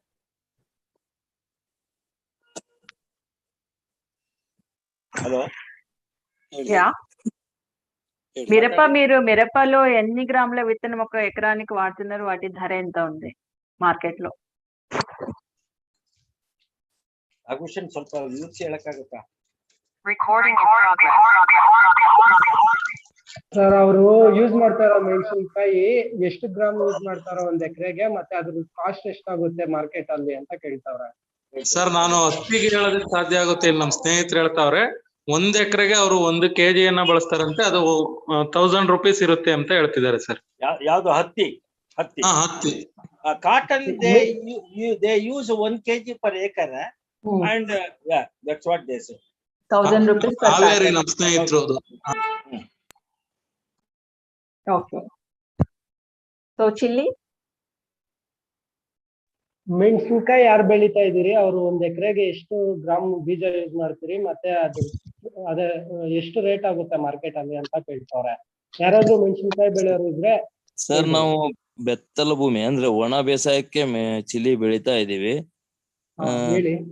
1 kg ಅಂದ್ರೆ ನಮ್ಮಲ್ಲಿ ಪಾವ್ ಅಂತೀವಿ, 1 kg ಬೀಜ ಹೋಗುತ್ತೆ. ನಾವು ನಮ್ಮವೇ ಕಾಯಿ ಮುರಿದು ಹಾಕ್ತಿವಿ, ಲೋಕಲ್ ಬ್ಯಾಡಗಿ ಲೋಕಲ್ ಹಾಕ್ತಿವಿ ನಾವು. ಈ MNC ಕಂಪ್ನಿ ಬೀಜ ತರಲ್ಲ. ಓಕೆ, ಅವರು ಅದೇ ಕಂಪ್ನಿ ಬೀಜ ಕೇಳ್ತಾ ಇರೋದು ಸರ್. ಅದೇ ಇವಾಗ ಒಂದ್ ನಿಮಿಷ Pandu Reddy he says that he is also growing chili under rainfed conditions. It is red chili Byadgi variety. Okay. And he uses ಎಷ್ಟು 1 kg ಅಲ್ವಾ ಬುದ್ಧಿ? 1 kg ಹೋಗುತ್ತೆ ಸರ್ 1 ಎಕರೆ. Byadagi is a local native crop. Yeah, Byadagi is a native. Okay. Yes. But you are asking for green chili, I hope. Yes. It's okay. If people are not using, we'll go with the example of cotton. 1 kg is 1000 rupees per packet. Okay. Take an example of groundnut.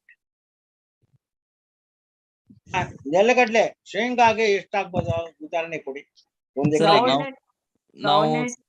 Groundnut మనం వేరుశనగలో ఎన్ని కేజీలు వాడతాము, కేజీకి ఏ ధర ఉంటుంది? 1 ಎಕರೆಗೆ ಎಷ್ಟು ನೆಲಗಡಲೆ ಬೀಜ ಬೇಕು ಬಿತ್ತನೆಗೆ, ಅದರ ಮೊತ್ತ ಎಷ್ಟು, ಮೌಲ್ಯ ಎಷ್ಟಾಗ್ಬೋದು? ಸರ್ ನಾವು ನೆಲಗಡಲೆ ಅಂದ್ರೆ ಗೆಜ್ಜೆ ಶೇಂಗಾ ಮತ್ತು ಬೆಳ್ಳೆ ಶೇಂಗಾ ಅಂತ 2 ವಿಧ ಬೆಳಿತೀವಿ. Hello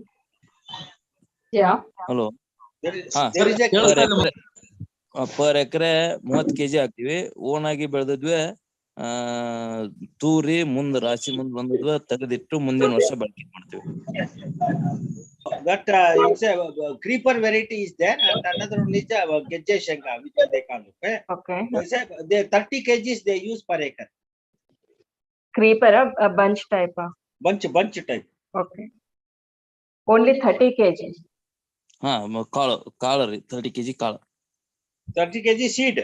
Okay, kernel. Okay. So kg ಧರ ಎಂತ? 90 rupees, 100 rupees ಇರುತ್ತೆ ಈ ಭಾಗ, ನಮ್ಮ ಭಾಗದಲ್ಲಿ. In his region it is around 90 to 100 rupees. Present market. Okay, right now this is the rate. Sir ನಾನು ಸ್ವಲ್ಪ ಹೇಳ್ಬೋದಾ ಇದ್ರ ಬಗ್ಗೆ? మాట్లాడి ಬಗ್ಗೆ మేడం మా వల్ల మాట్లాడటంతాను చేసే ఎట్లా ఆడది గుత్తి చెనిక్కాయ వేస్తాము. గుత్తి చెనిక్కాయ వేసినప్పుడు 1 ఎకరాకి 40 kg గింజలు వేస్తాం. ఓకే. ఎలా అంటే అది సీడ్ క్రాప్ ఇదే ఒకే చోట ఇదే ఇడిచే దాని వల్ల మేమేం చేస్తాం, కొంచెం దగ్గర వేసుకుంటాం.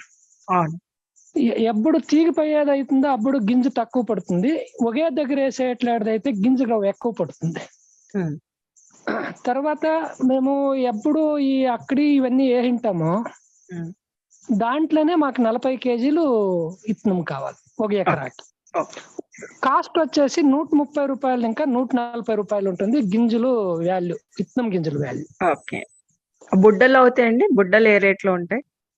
బుడ్లు ఈ ఒక్కొక్కసారి ఒక్క ఉంటుంది. ఈసారి వచ్చేసి ఇప్పుడు 6,500 6,800 ఉంది. కరెక్ట్. అంటే ఒక్కొక్కసారి ఒక్కొక్క టైప్ ఉంటుంది మార్కెట్. అది ఇంకొకటి ఏమంటే సహజంగా మేము పండిన దాంట్లో ఏం చేస్తాము, గాలికి తూరెత్తి బాగుండేట్లా తీసి పెట్టుకుంటాము. ఒక్కొక్కసారి వానలు ఎక్కువయ్యి అకస్మాత్ వానలు తక్కువైనప్పుడు సీడ్ బాగలేదు అంటే అప్పుడు చేంజ్ చేసుకుంటాం. సో దీంట్లో మనం ఆలోచిస్తే చూడండి, ఇప్పుడు మీరు చెప్పిన గ్రౌండ్నట్ కేసులో 1 ఎకరానికి ఇంచుమించు అంటే ఒక్కొక్క ప్రాంతాల్లో బట్టి ఒక్కొక్క సీడ్ రేట్ వాడుతున్నారు. అనంతపురంలో తీసుకుంటే 1 ఎకరానికి వాళ్ళు వాడేది 90 kgల బుడ్లు, parts, 90 kg parts. 90 kg parts నుంచి they will get almost 60 kg of kernel విత్తనాలు వస్తాయి. అప్పుడు ఏమవుతుంది అని అంటే వాళ్ళకి పర్ కేజీ మీరు చెప్పినట్టుగా 60 రూపాయలు 70 రూపాయలు కొంటారు పాట్స్ బుడ్డలు కొన్నప్పుడు. బట్ వెన్ వాళ్ళు కెర్నల్ గా చేసుకున్నప్పుడు ఆటోమేటిక్ గా దాని కాస్ట్ పెరుగుతుంది కదా. సో అది దాంట్లో ఎందుకు మరి ఇంత ఏరియాలో గ్రౌండ్ నెట్ ఉంది, కంపెనీ వాళ్ళు ఎందుకు రాలేదు? Why companies are not coming in groundnut? వాళ్ళకి లాభం ఎక్కువ ಸಿಕ್ಕದು.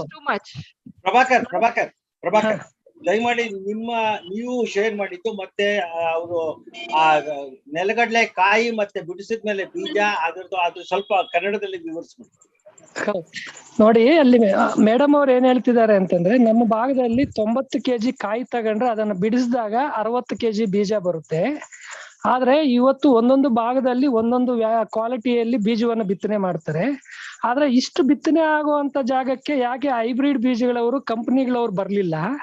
ಆದ್ರೆ ಕಡಿಮೆ ಪ್ರಮಾಣದಲ್ಲಿ ಬಿತ್ತನೆ ಆಗುವಂತದ್ದಕ್ಕೆ ಮಾತ್ರ ಹೈಬ್ರಿಡ್ ಬೀಜವನ್ನ ಕಂಪನಿಗಳವ್ರು ಬಂದಿದ್ದಾರೆ ಅನ್ನುವಂಥದ್ದನ್ನ ಕೇಳ್ತಿದ್ದಾರೆ. ఓకే, సో మీరు చెప్పినట్టుగా వాళ్ళకి companies may not getting profit, probably that is one reason. But why they are not getting into it?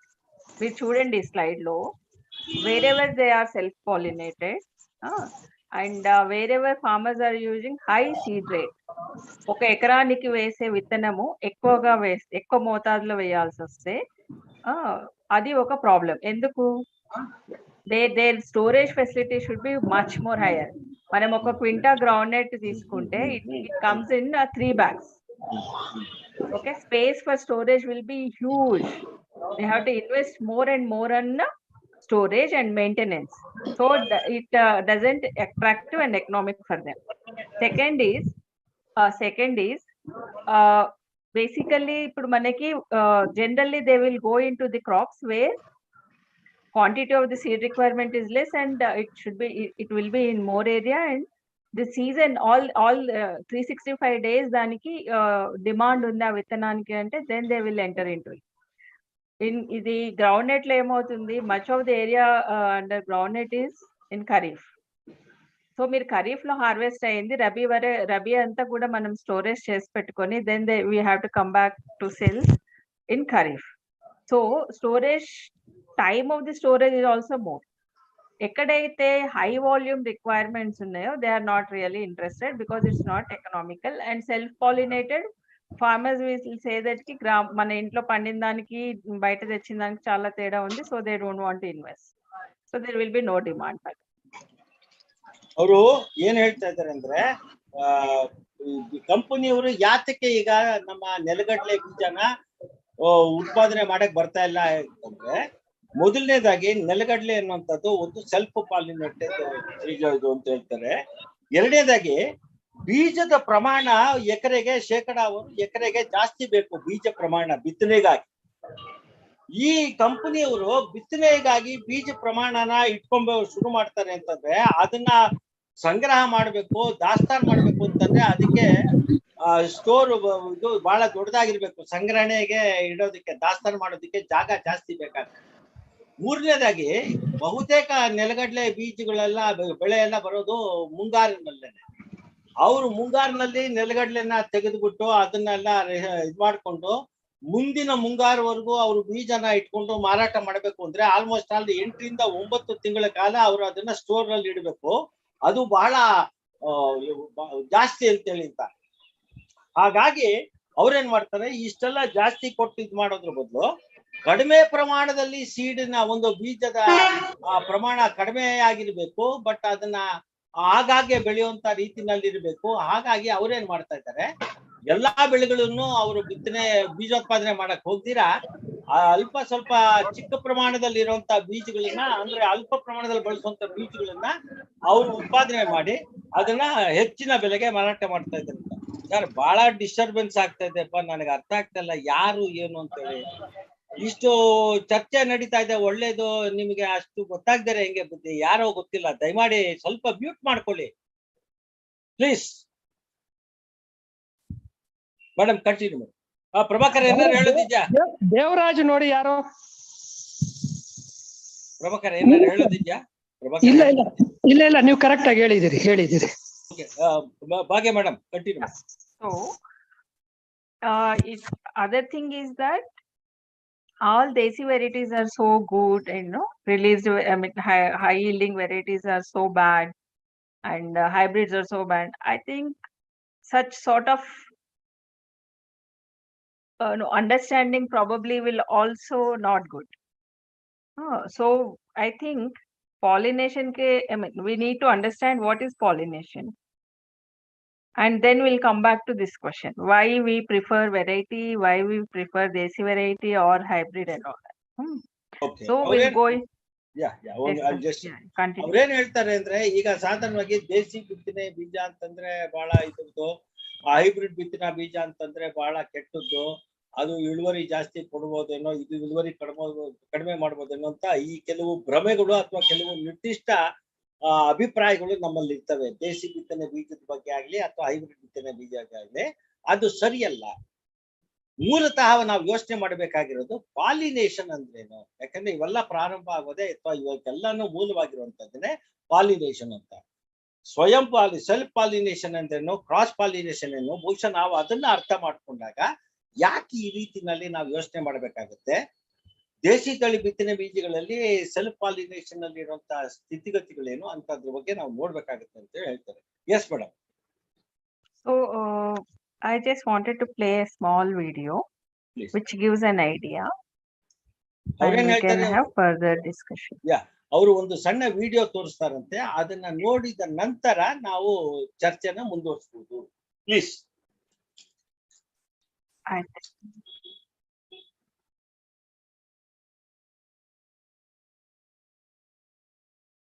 So this is in English and Hindi. Sorry, English and Kannada. We want Kannada. Yeah.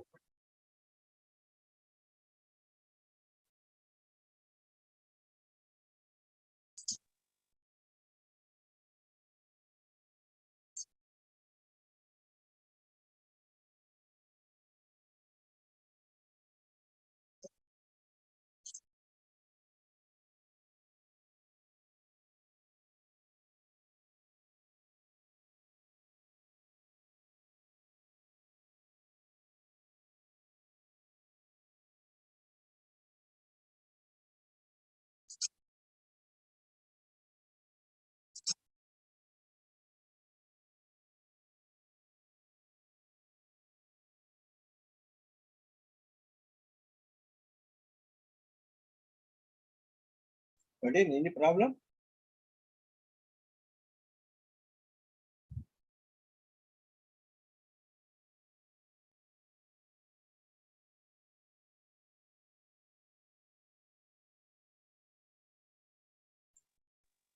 ಏನಾದ್ರು ಬರ್ತಾ ಇದೆಯಾ? I mean, I link. Ma'am, Bhagya, I need to play this, right? I need a link. Can you post it on both? I mean, the chat. Yeah, will. I mean, I sent it's not visible. No, actually, we can't see the. I mean, still the PPT is coming. I think. Okay. I have to stop this PPT then. Sorry. Sorry.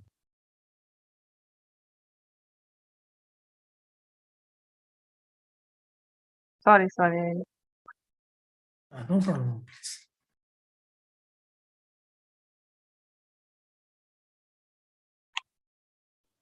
Pollination in plants ಇನ್ ಕನ್ನಡ ಅಂತ YouTube ಅಲ್ಲಿ ಇದೆ ಅಲ್ವಾ madam ಇದು? Just a minute, I'm sharing this.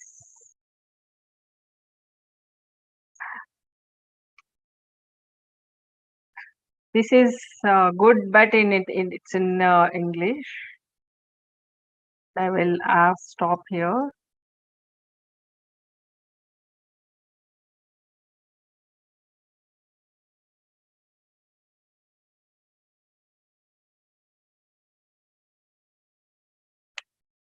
Okay.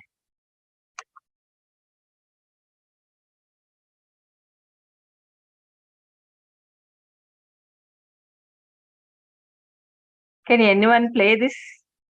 Yes, ma'am, I'll play. Yeah. We can't see So the first, screen. what is that? I'm not playing. I'm requesting you to play.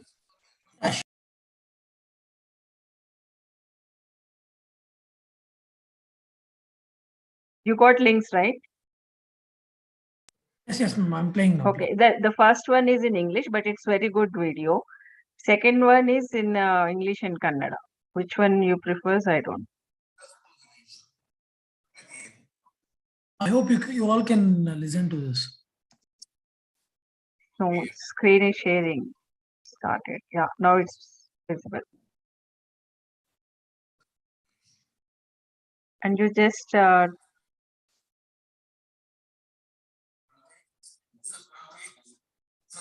fast forward it. Sound is not there.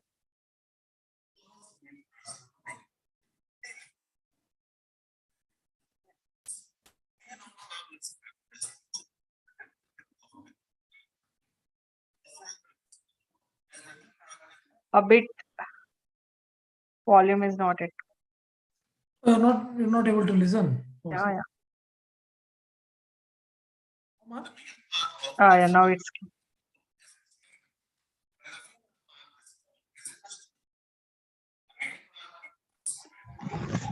Sound is not audible.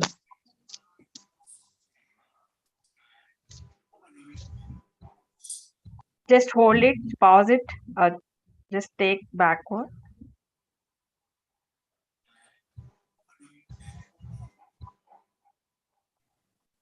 Yeah. If you see this flower, are you able to see? Yeah. In this flower, Yeah. you can see that there are anthers, and also there is a ovary and ovules and style and stigma. Okay. So anthers are these ones, which is, you can see my cursor, right? Yeah. No, not that. This is stigma and ovary and ovules, and that part right side of the flower, this side, this is anther, and no, we'll get these will called as the male parts of the flower. Okay, this one which you are seeing brightly, the stigma and style and ovary, these will called as the female parts of the flower. Okay. దీంట్లో ఇది కనపడుతుంది కదా, ఇట్లా పొడవుగా గొట్టం లాగా, ఇది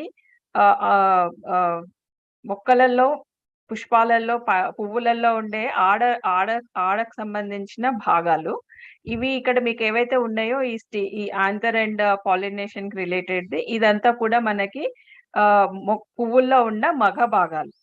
okay. Yeah. ಅವರ ಒಂದು ಹೂವಿನಲ್ಲಿ ಏನು ಕಾಣಿಸುತ್ತೆ ನಮಗೆ ಅನ್ನೋದನ್ನ ವಿವರಿಸಿ ಹೇಳ್ತಾ ಇದ್ದಾರೆ. ಆ ಎಡಭಾಗದಲ್ಲಿ ಇರುವಂತದ್ದನ್ನ ಅವ್ರು ತೋರಿಸಿದ್ರ ಹೂವಿನ ಭಾಗಗಳು, ಬಲಭಾಗದಲ್ಲಿ ಸ್ವಲ್ಪ ಸ್ಪಷ್ಟವಾಗಿ ಕಾಣಿಸ್ತಾ ಇರುವಂತದ್ದು, ಸ್ವಲ್ಪ ಬ್ರೈಟ್ ಆಗಿ ಕಾಣಿಸ್ತಾ ಇರೋದು, ಪ್ರಖರವಾಗಿ ಉಳಿತಾ ಇರೋದು, ಅದು ಗಂಡು ಅಂತ ಹೇಳ್ತಾರೆ. ಅದರ ನಂತರ ಅದರ ಹಿಂಭಾಗದಲ್ಲಿ ಇರುವಂತ ಒಂದು ಇದ್ರದ್ದು ಅದು ಹೆಣ್ಣು ಅಂತ ಹೇಳಿ ಅಂತ ಅವರು ಒಂದು ಹೂನಲ್ಲೇ ಇರುವಂತ ಗಂಡು ಮತ್ತು ಹೆಣ್ಣು ಇದ್ದದ್ದನ್ನ ಅವ್ರು ಹೇಳ್ತಾ ಇದ್ದಾರೆ. ಅಂದ್ರೆ ಪಾಲಿನೇಷನ್ ಅಂದ್ರೆ ಏನು ಅನ್ನೋದ್ರ ಬಗ್ಗೆ ವಿವರಣೆ ಕೊಡ್ತಾ ಅವ್ರು ಇದನ್ನ ತೋರಿಸ್ತಾ ಇದ್ದಾರೆ. Okay madam, continue. Finish.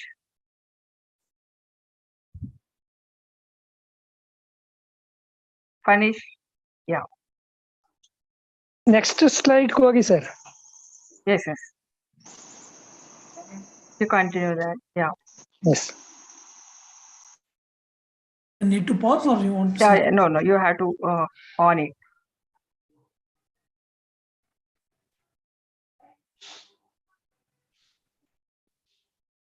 You play it. Yeah.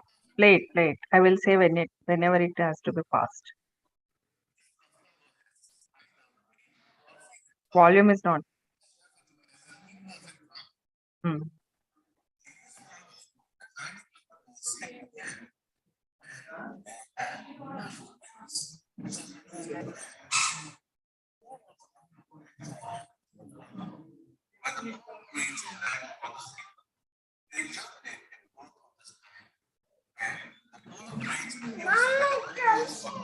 Yes, hold it.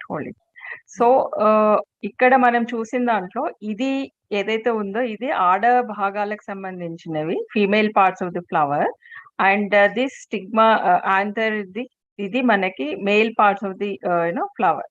So మనకి ఇక్కడ నుంచి పరాగ రేణువులు అంటాం కదా, what is that in Kannada, I don't know. ఇక్కడ నుంచి మనకి పరాగ రేణువులు, ఎనీవన్ కెన్. పరాగస్పర్శ. ఓకే. సో ఇక్కడ నుంచి you will get spread of pollination related thing. అది మనకి ఇది ఇక్కడ నుంచి మగ ఈ పరాగ రేణువులు, then it falls on your ovary and stigma. ఇది ఇక్కడ పడ్డప్పుడు అది లోపటనే మళ్ళీ లోపలికి వెళ్ళి that will become a seed. Flower నుంచి సీడ్ వస్తుందన్న విషయం ఎంతమంది ఫార్మర్స్ కి తెలుసు? How many of you know seed will come out of flower? ಎಷ್ಟು ಜನಕ್ಕೆ ಗೊತ್ತು ನೋಡಿ? ಅವರು ಇಲ್ಲಿ ಈ ಪರಾಗ ಸ್ಪರ್ಶ ಅಂತ ಏನ್ ಹೇಳ್ತೀವಿ ಪಾಲಿನೇಷನ್ಗೆ, ಅದರಲ್ಲಿ ಪರಾಗ ರೇಣು ಅನ್ನುವಂಥದ್ದು ಗಂಡು ಇದ್ರ ಕಡೆಯಿಂದ ಹೋಗಿ ಆ ಇದ್ರ ಮೇಲೆ ಬಿದ್ದು ನಂತರ ಸೃಷ್ಟಿಯಾಗೋದು ಅಂತ ಹೇಳ್ತಾರೆ. ಅವ್ರು ಕೇಳೋ ಪ್ರಶ್ನೆ ಏನು ಅಂದ್ರೆ, ಎಷ್ಟು ಜನಕ್ಕೆ ಗೊತ್ತು ಹೂವಿನಲ್ಲೇ ಬಿತ್ತನೆ ಬೀಜಗಳು ಸೃಷ್ಟಿ ಆಗ್ತವೆ ಅಂತ? ನನಗ್ ಗೊತ್ತು ಸರ್. ಗೊತ್ತು ಸರ್. ಇನ್ನು మీకు అందరికీ తెలుసు అనుకుంటున్నాను, తెలియని వాళ్ళు ఉండొచ్చేమో, నాకు తెలియదు. పువ్వుల నుంచి కాయలు వస్తాయి అన్నది.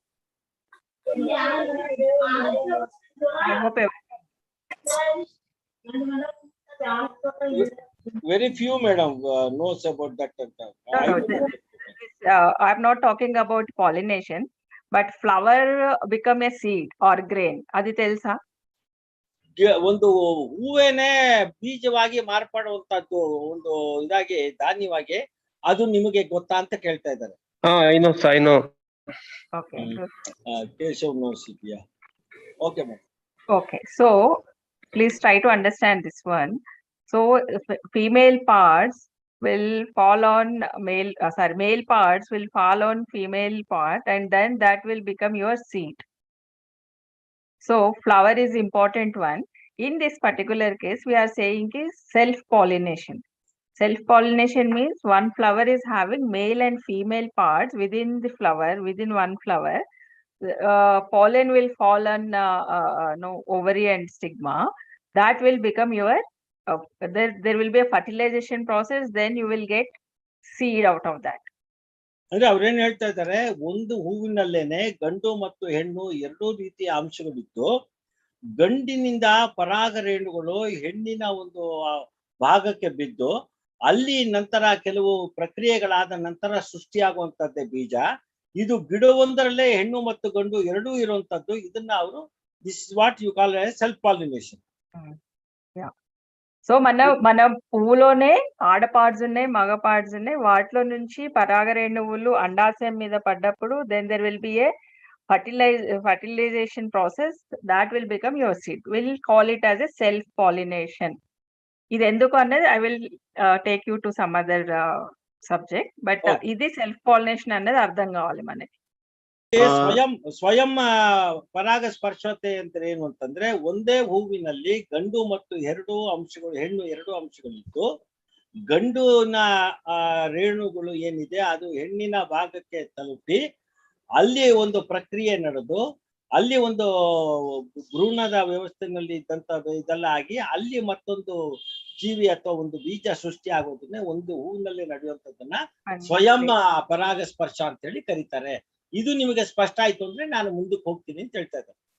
Manish, plate.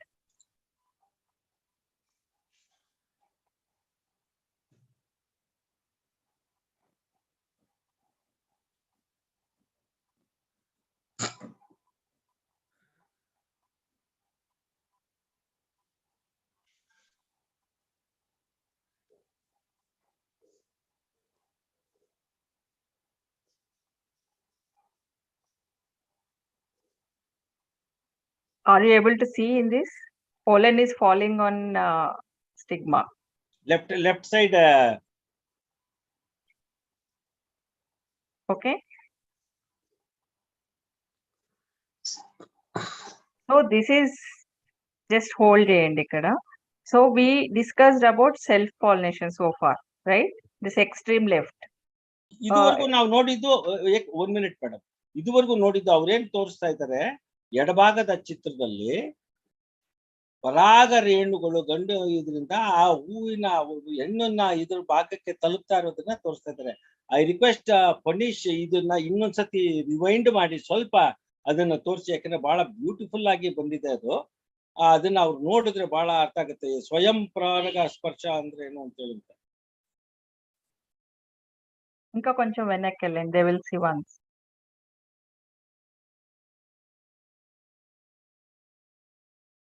On plate.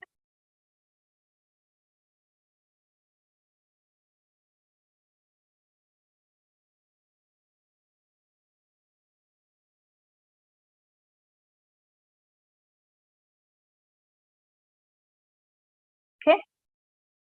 ಯಾ ಎಲ್ರಿಗೂ ಕಾಣಿಸ್ತಾ? ಕಾಣುತ್ತೆ sir. So see this one also. I will ask. You play it, Fanish. I will say it once. Sound is not audible. It's not audible. Yeah, play it. Fanish, play it.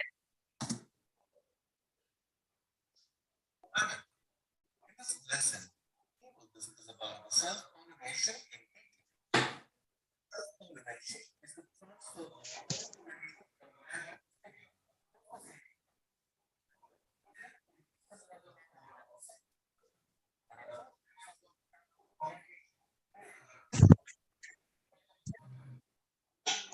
This is not required. Just do it fast forward कर लो थोड़ा सा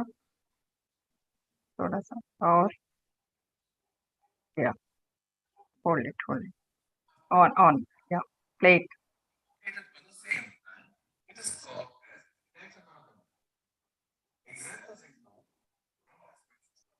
Just move forward.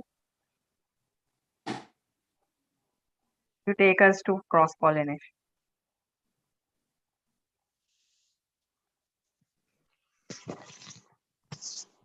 Still.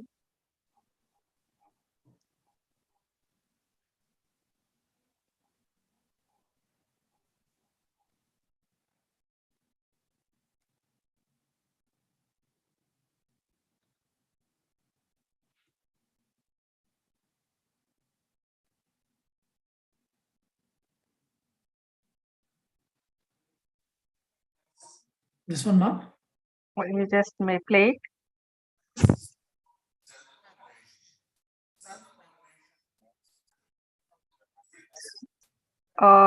You just stop it and take the Kannada version. Second video.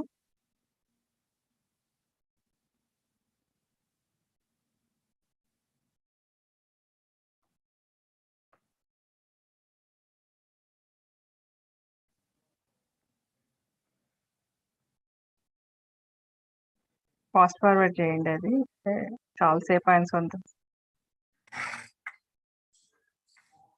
Yeah, this is ad. You have to be very good.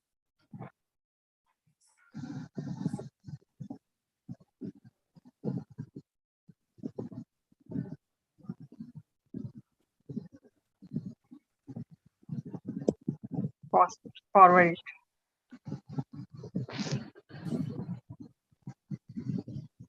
Almost half of the video is not useful.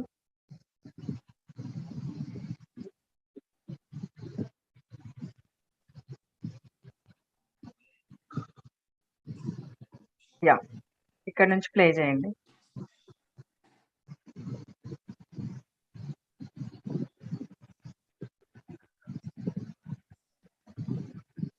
ఇక్కడ మీకు ఇక్కడ మీరు ఈ screen లో చూస్తున్న దానిని try to understand here.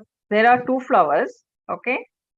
Their pollen is falling on other flowers, right? ఇక్కడ ఎలా జరుగుతుంది క్రాస్ పాలినేషన్? ఒక ఫ్లవర్ ఉంది, ఇంకొక ఫ్లవర్ ఉంది. Okay, there are 2 flowers and the pollen is going to some other flowers and I mean there is a transfer of pollen is happening. ಇಲ್ಲಿ ಚಿತ್ರ ಅವರು ನೋಡ್ತಾ ಇದ್ರಿ ನಾವು, ಇಲ್ಲಿ 2 ಹೂಗಳಿದ್ದಾವೆ. ಒಂದು ಹೂವಿನಿಂದ ಪರಾಗ ರೇಣುಗಳು ಮತ್ತೊಂದು ಹೂವಿನ ಭಾಗಕ್ಕೆ ತಲುಪ್ತಾ ಇರುವಂತದ್ದನ್ನ ನಾವು ನೋಡ್ತಾ ಇದ್ದೀವಿ. ಸೊ ಅವ್ರೇನ್ ಹೇಳ್ತಾರೆ, the transfer of pollen grain from another to the stigma another flower present ಇದೆ. ಇದನ್ನ ಅವರು ಕ್ರಾಸ್ ಪಾಲಿನೇಷನ್ ಅಂತ. ಒಂದೇ ಹೂವಿನಲ್ಲಿ ಎರಡೂನು ನಡೆಯುವಂತದ್ದನ್ನ, ಗಂಡು ಹೆಣ್ಣು ಎರಡು ಇದ್ದು ಆಗುವಂತದ್ದನ್ನ ಪರಾಗ ಸ್ಪರ್ಶ, ಇದು ಸ್ವಯಂ ಪರಾಗ ಸ್ಪರ್ಶ, ಇದು ಕ್ರಾಸ್ ಪರಾಗ ಸ್ಪರ್ಶ ಅಂತ ಹೇಳಿ ಕರೀತಾರೆ. Yes madam. Spanish plane.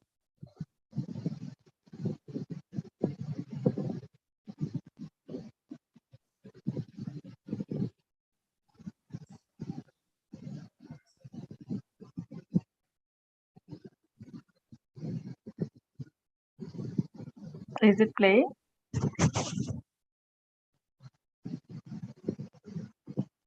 So ఈ మనకి ఏదైతే ఒక మొక్క నుంచి, ఒక ఫ్లవర్ నుంచి పోలెన్ ఇంకో ఫ్లవర్ మీదకి పడుతుంది, ఇంకొక పుష్పం మీదకి పడుతుంది అని అంటే, that is happening through wind, water and insects. ఎక్కడైతే ಈಗ ಒಂದು ಹೂವಿನಿಂದ ಮತ್ತೊಂದು ಹೂವಿಗೆ ಈ ಕ್ರಾಸ್ ಪಾಲಿನೇಷನ್ ಆಗುವಂತದ್ದು ಹೇಗೆ ಅಂತಂದ್ರೆ, ಮೊದಲು ಒಂದು ಗಾಳಿಯಿಂದ ಆಗತ್ತೆ, ನೀರಿನಿಂದ ಆಗತ್ತೆ, ಮತ್ತೆ ಈ ಕೀಟಗಳಿಂದ, ದುಂಬಿಗಳಿಂದ ಆಗತ್ತೆ ಅಂತ ಹೇಳ್ತಾ ಇದ್ದಾರೆ. దీంట్లో ఎవరికైనా తెలుసా అసలు ఈ తేనెటీగలు, తూనీగలు ఇవన్నీ కూడా bees and what is that తూనీగా? I forgot. ఉదయ్? ಜೇನುಹುಳ madam, dragon flies. Okay, in English dragon flies. తూనీగా అండ్ ఇది తేనెటీగలు ఇవన్నీ కూడా మనకి వ్యవసాయంలో ఒక గింజలు పువ్వుల నుండి, ఫ్లవర్స్ నుంచి సీడ్స్ రావడానికి they are the pollinators. Okay, మన పోలెన్ ని ఇక్కడ నుంచి ఇక్కడికి మోసుకొని వచ్చి వాటిలో నుంచి ఉన్న ఆ దానికి సంబంధించిన పోలెన్ ఇంకొక ఫ్లవర్ మీద వేసినప్పుడు then that is becoming seed after fertilization process. So important is that wind, గాలి అండ్ యువర్ వాటర్, నీరు, అండ్ ఆర్ ఇన్సెక్ట్స్, కీటకాలు. These 3 are the major pollinators in our pollination process of naturally happening pollination. ಅದೇ ಅವ್ರೇನ್ ಹೇಳ್ತಾರೆ ಅಂದ್ರೆ, ನಮ್ಮ ಸಹಜವಾಗಿ ನಡೆಯುವಂತ ಈ ಪರಾಗ ಸ್ಪರ್ಶದಲ್ಲಿ ಗಾಳಿ, ನೀರು ಮತ್ತೆ ಈ ಕೀಟಗಳ ಒಂದು ಪಾತ್ರ ಬಹಳ ದೊಡ್ಡದಾಗಿದೆ. ಹಾಗಾಗಿ ಅಂತ ಆಮೇಲೆ ಅವ್ರು ಹೇಳ್ತಾರೆ, ಈ ಒಂದು ವಿಚಾರದಲ್ಲಿ ಈ 3 ಒಂದು ಮಾಧ್ಯಮಗಳು ಅಂದ್ರೆ ಪರಾಗ ಸ್ಪರ್ಶ ಆಗೋದಕ್ಕೆ ಇರುವಂತದ್ದು ಗಾಳಿ, ಮಳೆ ಮತ್ತೆ ಕೀಟಗಳು ಅಂತ. ಇವತ್ತಿನ ಸಂದರ್ಭದಲ್ಲಿ ನಾವು ಬಳಸ್ತಾ ಇರುವಂತ, ಇದು ನನ್ನ ಒಂದು ಇದರಲ್ಲಿ ನಾವು ಬಳಸ್ತಾ ಇರುವಂತ ಸರ್, ಯಾರು ಸರ್ ಅದು? Please please. ಆಯ್ತಾಯ್ತು, ಬನೀಶ್ ಅವ್ರದ್ದು ಸೊ ಈಗ ಅನಿಲ್ ಕುಮಾರ್, ಇನ್ನೊಂದ್ಸತಿ ಈ ತರ ಅನ್ಮ್ಯೂಟ್ ಮಾಡ್ಕೊಂಡು ಮಾತಾಡೋಣ, ಮೀಟಿಂಗ್ ಇಂದ ನಿಮ್ಮನ್ನ ತೆಗಿಬೇಕಾಗತ್ತ. ಸೊ ಈ ಕೀಟಗಳ ಒಂದು ಪಾತ್ರ ಎಷ್ಟು ಪ್ರಾಮುಖ್ಯತೆ ಇದೆ ಅಂತ ಹೇಳಿ ಅಂತ, ಕೀಟಗಳ ಪರಾಗ ಸ್ಪರ್ಶ, ಗಾಳಿ, ನೀರು ಮತ್ತೆ ಕೀಟಗಳ ಒಂದು ಪಾತ್ರದಿಂದನೇ ಹೆಚ್ಚು ಪರಾಗ ಸ್ಪರ್ಶ ಆಗುವಂತದ್ದು. ಅವುಗಳಾಗೋದ್ರಿಂದನೇ ಬಿತ್ತನೆ ಬೀಜಗಳಾಗ್ಲಿ, ಬೇರೆ ಎಲ್ಲ ಮುಂದುವರೆದ ಕೆಲಸಗಳು ನಡೆಯುವಂತದ್ದು. ಸೊ ಕೀಟಗಳ ಒಂದು ಸಾಮ್ರಾಜ್ಯನೇ ಕಡಿಮೆ ಆಯ್ತು ಅಂತಂದ್ರೆ, ಪರಾಗ ಸ್ಪರ್ಶ ಆಗದೇನೆ ಹೋಯ್ತು ಅಂತಂದ್ರೆ ಯಾವ ಸ್ಥಿತಿಗೆ ಬರ್ಬೋದು ಅಂತ ನಾನು ಸುಮ್ಮನೆ ನಿಮ್ಗೊಂದು ಪ್ರಶ್ನೆ ಹಾಕ್ತಾ ಇದ್ದೇನೆ. ಭಾಗ್ಯ ಮೇಡಮ್, ಪ್ಲೀಸ್ ಕಂಟಿನ್ಯೂ. ఒకటి ఏంటంటే, you will find sugary liquid I mean at the bottom of stigma and ovary. So bees will come and sit here to siphon the sugary liquid from the flower. ఆ టైంలో ఏమవుతుందంటే, this pollen will be attached to the bees legs. and the bees will the bee will never sit on one particular flower. It always go and sit in some no, it keep changing the flowers because they have to siphon the sugary liquid which is available in the flower. Adi manaku that will be a honey for us further.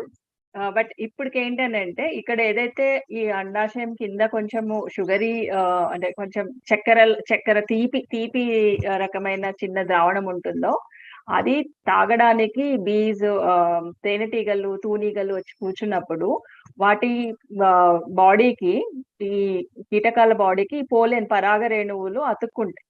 So మళ్ళీ అది వెళ్ళి ఇంకొక flower మీద కూర్చున్నప్పుడు ఆ pollen will fall on ovary. అట్లాగా మనకి fertilisation process జరిగి that will become a fruit or seed or something. అది ఈ ప్రాసెస్ అంతా కూడా మనకు కీటకాల నుంచి జరుగుతుంది. అదర్వైజ్ గాలిలో అయితే గాలి ఎక్కువగా వచ్చినప్పుడు ఆంతర్ నుంచి పోలెన్ సపరేట్ అయ్యి అది గాలిలో స్ప్రెడ్ అవుతుంది. That will go and fall and some other flowers. Yes ಅವರು ಎಷ್ಟು ಚೆನ್ನಾಗಿ ವಿವರಿಸ್ತಾರೆ ಅಂದ್ರೆ, ಒಂದು ಹೂವ ಇರ್ಬೇಕಾದ್ರೆ ಆ ಹೂವಿನ ಹೆಣ್ಣಿನ ಭಾಗದ ಕೆಳಗಡೆ ಒಂದು ರೀತಿಯ ಸಿಹಿಯ ದ್ರವ ಸೃಷ್ಟಿ ಆಗುತ್ತೆ ನಿಸರ್ಗ ಸಹಜವಾಗಿ. ಆ ಸಿಹಿ ದ್ರವವನ್ನ ಹೀರೋದಕ್ಕೆ ದುಂಬಿಗಳು ಬರ್ತವೆ. ದುಂಬಿಗಳು ಆ ಒಂದು ಸಿಹಿ ದ್ರವವನ್ನ ಹೀರುವಂತ ಸಂದರ್ಭದಲ್ಲಿ ಅವುಗಳ ಪಾದಗಳಿಗೆ ಅಥವಾ ಅವುಗಳ ಭಾಗಗಳಿಗೆ ಈ ಗಂಡು ಪರಾಗ ರೇಣು ಅಂಟ್ಕೊಳ್ತದೆ, ಮೆತ್ಕೊಳ್ಳುತ್ತೆ. ಆ ದುಂಬಿಗಳು ಒಂದೇ ಹೂವನ್ನ ಮಾತ್ರ ಅವಲಂಬಿಸೋದಿಲ್ಲ, ಅವಕ್ಕೆ ಮಕರಂದ ಬೇಕಾಗಿರೋದ್ರಿಂದ ಬೇರೆ ಬೇರೆ ಹೂಗಳ ಮೇಲೆ ಹೋಗ್ತವೆ, ಅಲ್ಲಿರುವಂತದ್ದನ್ನ ಹೀರ್ತವೆ. ಹೀಗೆ ಅವು ಮತ್ತೊಂದು ಮಗದೊಂದು ಹೂವುಗಳ ಮೇಲೆ ಹೋಗಿ ರಸ ಹೀರುವಂತ ಟೈಮ್ನಲ್ಲಿ ಅವುಗಳ ಮೈನಲ್ಲಿ ಅಂಟಿರುವಂತ ರೇಣುಗಳು ಏನ್ ಮಾಡ್ತವೆ, ಆ ಹೆಣ್ಣಿನ ಒಂದು ಹೆಣ್ಣು ಏನಿದೆ ಸ್ಟಿಗ್ಮಾ ಅಂತ ಕರೀತಾರಲ್ಲ ಅಂತ ಕಡೆ ಹೋಗಿ ಅದು ಸೇರ್ಕೊಳ್ಳುತ್ತೆ. ಅಲ್ಲಿ ಏನಾಗುತ್ತೆ, ಆ ಹೂವು ಫರ್ಟೈಲ್ ಆಗುವಂತ ರೀತಿನಲ್ಲಿ ಗಂಡಿನ ರೇಣು ಬಂದು ಅಲ್ಲಿ ಬಿದ್ದು ಅಲ್ಲಿ ಸ್ವಯಂ ಪ್ರೋಸೆಸ್ ನಡೆದು ಫರ್ಟಿಲೈಸೇಷನ್ ಪ್ರೋಸೆಸ್ ನಡೆದು ಅವು ಬೀಜವನ್ನ ಸೃಷ್ಟಿ ಮಾಡ್ತವೆ. ಇದು ಕ್ರಾಸ್ ಪಾಲಿನೇಷನ್ ಅಲ್ಲಿ ನಡೆಯೋದು. ಸೊ ಹಾಗಾಗಿ ಕೀಟಗಳ ಪಾತ್ರ ಬಹಳ ಮುಖ್ಯ ಆಗುತ್ತೆ ಇಲ್ಲಿ. ಅದ್ರ ಜೊತೆಗೆ ಗಾಳಿ ಕೂಡ ರಭಸವಾಗಿ ಬೀಸಿದಾಗ ಕೆಲವು ಹೂವಿನಲ್ಲಿರುವಂತ ಗಂಡು ಪರಾಗ ರೇಣುಗಳು ಆ ಗಾಳಿಯಲ್ಲಿ ಆಗಿ ಇನ್ನೊಂದು ಹೂವಿನ ಮೇಲೆ ಬಿದ್ದು ಅಲ್ಲಿನ ಹೆಣ್ಣಿನ ಇದರಲ್ಲಿ ಬಿದ್ದು ಅಲ್ಲೂ ಕೂಡ ಬೀಜೋತ್ಪಾದನೆ ಆಗತ್ತೆ ಅನ್ನೋದನ್ನ ಅವರು ವಿವರಿಸ್ತಾ ಇದ್ದಾರೆ. Okay, play it here. Manish, play it. Yeah.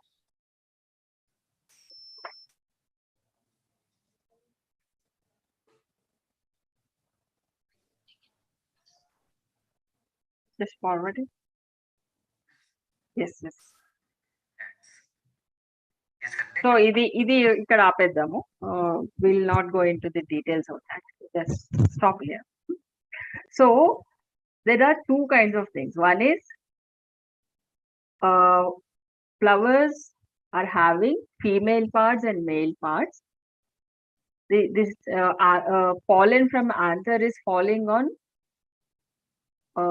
ovary or stigma within the flower, then we'll call it as a self-pollination. If it is coming from other flowers, then we'll call it as a cross-pollination.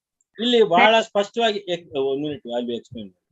ಅವರು ಬಹಳ ಸ್ಪಷ್ಟವಾಗಿ ಹೇಳ್ತಾ ಇದ್ರೆ, ಇದುವರೆಗೂ ನಾವು ತಿಳ್ಕೊಂಡಿದ್ದ ಅಂಶ ಏನಪ್ಪಾ ಅಂತಂದ್ರೆ, ಗಿಡಗಳಲ್ಲಿ ಯಾವ ಗಿಡದಲ್ಲಿ ಗಂಡು ಮತ್ತೆ ಹೆಣ್ಣಿನ ಅಂಶಗಳು ಎರಡೂ ಇದ್ದು ಆ ಗಿಡದಲ್ಲೇನೆ ಗಂಡಿನ ರೇಣು ಹೆಣ್ಣಿನ ಅಂಶದೊಳಗಡೆ ಹೋಗಿ ಸೃಷ್ಟಿ ಆಗುವಂತದ್ದು ಅದು ಸ್ವಯಂ ಪಾಲಿನೇಷನ್, ಸ್ವಯಂ ಪರಾಗಸ್ಪರ್ಶ. ಕೆಲವು ಸಂದರ್ಭಗಳಲ್ಲಿ ಒಂದು ಗಿಡದಲ್ಲಿರುವಂತ ಪರಾಗ ರೇಣುಗಳು ಮತ್ತೊಂದು ಗಿಡದ ಅಲ್ಲಿರುವಂತ ಹೆಣ್ಣಿನ ಒಂದು ಭಾಗಕ್ಕೆ ತಲುಪಿ ಅದು ಸೃಷ್ಟಿ ಮಾಡುವಂತ ಬೀಜಗಳು, ಈ ಪ್ರಕ್ರಿಯೆಯನ್ನ ಅದು ಕ್ರಾಸ್ ಪಾಲಿನೇಷನ್ ಅಂತ ಹೇಳಿ ಕರೀತಾರೆ. ಇದು ಸ್ಪಷ್ಟವಾಗಿ ನಾವು ಇದನ್ನ ಅರ್ಥ ಮಾಡ್ಕೊಬೇಕು ಅಂತ ಹೇಳ್ತಾರೆ.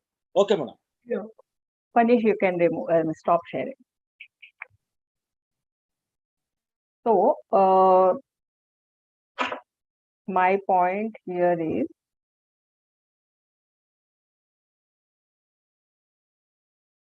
why this self-pollination and cross-pollination important to understand? ನನ್ನ ಪ್ರಶ್ನೆ ಏನು ಅಂತಂದ್ರೆ, ಯಾತಕ್ಕೆ ನಮಗೆ ಈ ಸ್ವಯಂ ಪರಾಗಸ್ಪರ್ಶ ಅಥವಾ ಬೇರೆ ರೀತಿಯಲ್ಲಿ ನಡೆಯುವಂತ ಕ್ರಾಸ್ ಪಾಲಿನೇಷನ್ ಅದು ಯಾಕೆ ನಮಗೆ ಇಂಪಾರ್ಟೆಂಟ್ ಆಗುತ್ತೆ ಈ ಒಂದು ಸಂದರ್ಭದಲ್ಲಿ, ಮಳೆ ಬೇಸಾಯ ಮಾಡುವಂತ ಸಂದರ್ಭದಲ್ಲಿ ಅಂತೇಳಿ ಅವರು ಹೇಳ್ತಾರೆ. ಬೀಜದ ವಿಚಾರದಲ್ಲಿ ಯಾಕೆ ನಮಗೆ ಮುಖ್ಯ ಅಂತ ಹೇಳ್ತಾರೆ.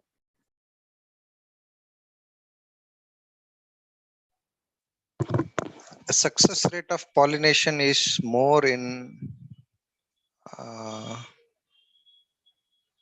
pollination method, madam. In self-pollination, the success rate will be less, I believe. Pollination rate. ಅವ್ರೇನ್ ಹೇಳ್ತಾ ಇದಾರೆ ಅಂತ ನೀವು ಅದನ್ನ ಕನ್ನಡದಲ್ಲೇ ಹೇಳ್ಬೋದಲ್ಲ ಸರ್? ಐ ಮೀನ್ ಅಲ್ಲ ಮೇಡಮ್ ಅರ್ಥ ಆಗ್ಬೇಕು ಅಂತ ಹೇಳ್ದೆ madam. Okay. You are saying that the crop yield will be after pollination. Yield will be more in cross pollination. Success rate of pollination is more, whereas in self pollination the pollination rate will be less, and the yield. it's not that. Why it is important? ಅವರು ಏನ್ ಹೇಳ್ತಾ ಇದಾರೆ ಅಂದ್ರೆ, ಈ ಸ್ವಯಂ ಪರಾಗ ಸ್ಪರ್ಶ ಆಗುವಂತ ರೀತಿನಲ್ಲಿ ಮಾಡಿದಾಗ ಅದರಲ್ಲಿ ಇಳುವರಿಯ ಪ್ರಮಾಣ ಸ್ವಲ್ಪ ಕಡಿಮೆ ಆಗ್ಬೋದೇನೋ, ಆದ್ರೆ ಕ್ರಾಸ್ ಪಾಲಿನೇಷನ್ ಅಲ್ಲಿ ಇಳುವರಿ ಪ್ರಮಾಣ ಹೆಚ್ಚಾಗುತ್ತೆ ಅನ್ನುವಂತ ಅಭಿಪ್ರಾಯವನ್ನ ಅವ್ರು ಹೇಳ್ತಾ ಇದ್ದಾರೆ. Okay. So there is a need to understand why this kind of self pollination and cross pollination, whatever we are doing, okay. If take an example of what is that we can say, bottle gourd. Bottle gourd is also cross pollinated crop. Okay, the sorakai. Kani adi, that is not like hybrid. What is difference between hybrid and cross pollinated crops? So ಅವರು ಇಲ್ಲಿ ಮತ್ತೊಂದು ಪ್ರಶ್ನೆನ ಇದು ಮಾಡ್ತಾರೆ. ಅದು ಆ ರೀತಿನಲ್ಲಿ ನಾವು ನೋಡಕ್ ಆಗೋದಿಲ್ಲ. ಉದಾಹರಣೆಗೆ ನಾವು ಒಂದು ಸೋರೆಕಾಯಿನ ತಗೊಳ್ಳೋಣ, ಸೋರೆ ಬುರುಡೆ ಅಂತಾರಲ್ಲ ಆ ತರದನ್ನ, ಅದು ಕೂಡ ಕ್ರಾಸ್ ಪಾಲಿನೇಟೆಡ್, ಆದ್ರೆ ಅದು ಹೈಬ್ರಿಡ್ ಅಲ್ಲ.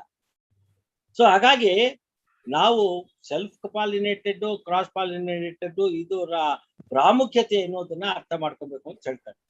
Yes madam. సో దీంతో మనకి క్రాస్ పాలినేషన్ లో ఏం చేస్తున్నాము, సహజంగా గాలి, కీటకాలు, నీరు, దాని నుంచి పాలినేషన్ జరిగి మనకు fruit and seeds are coming.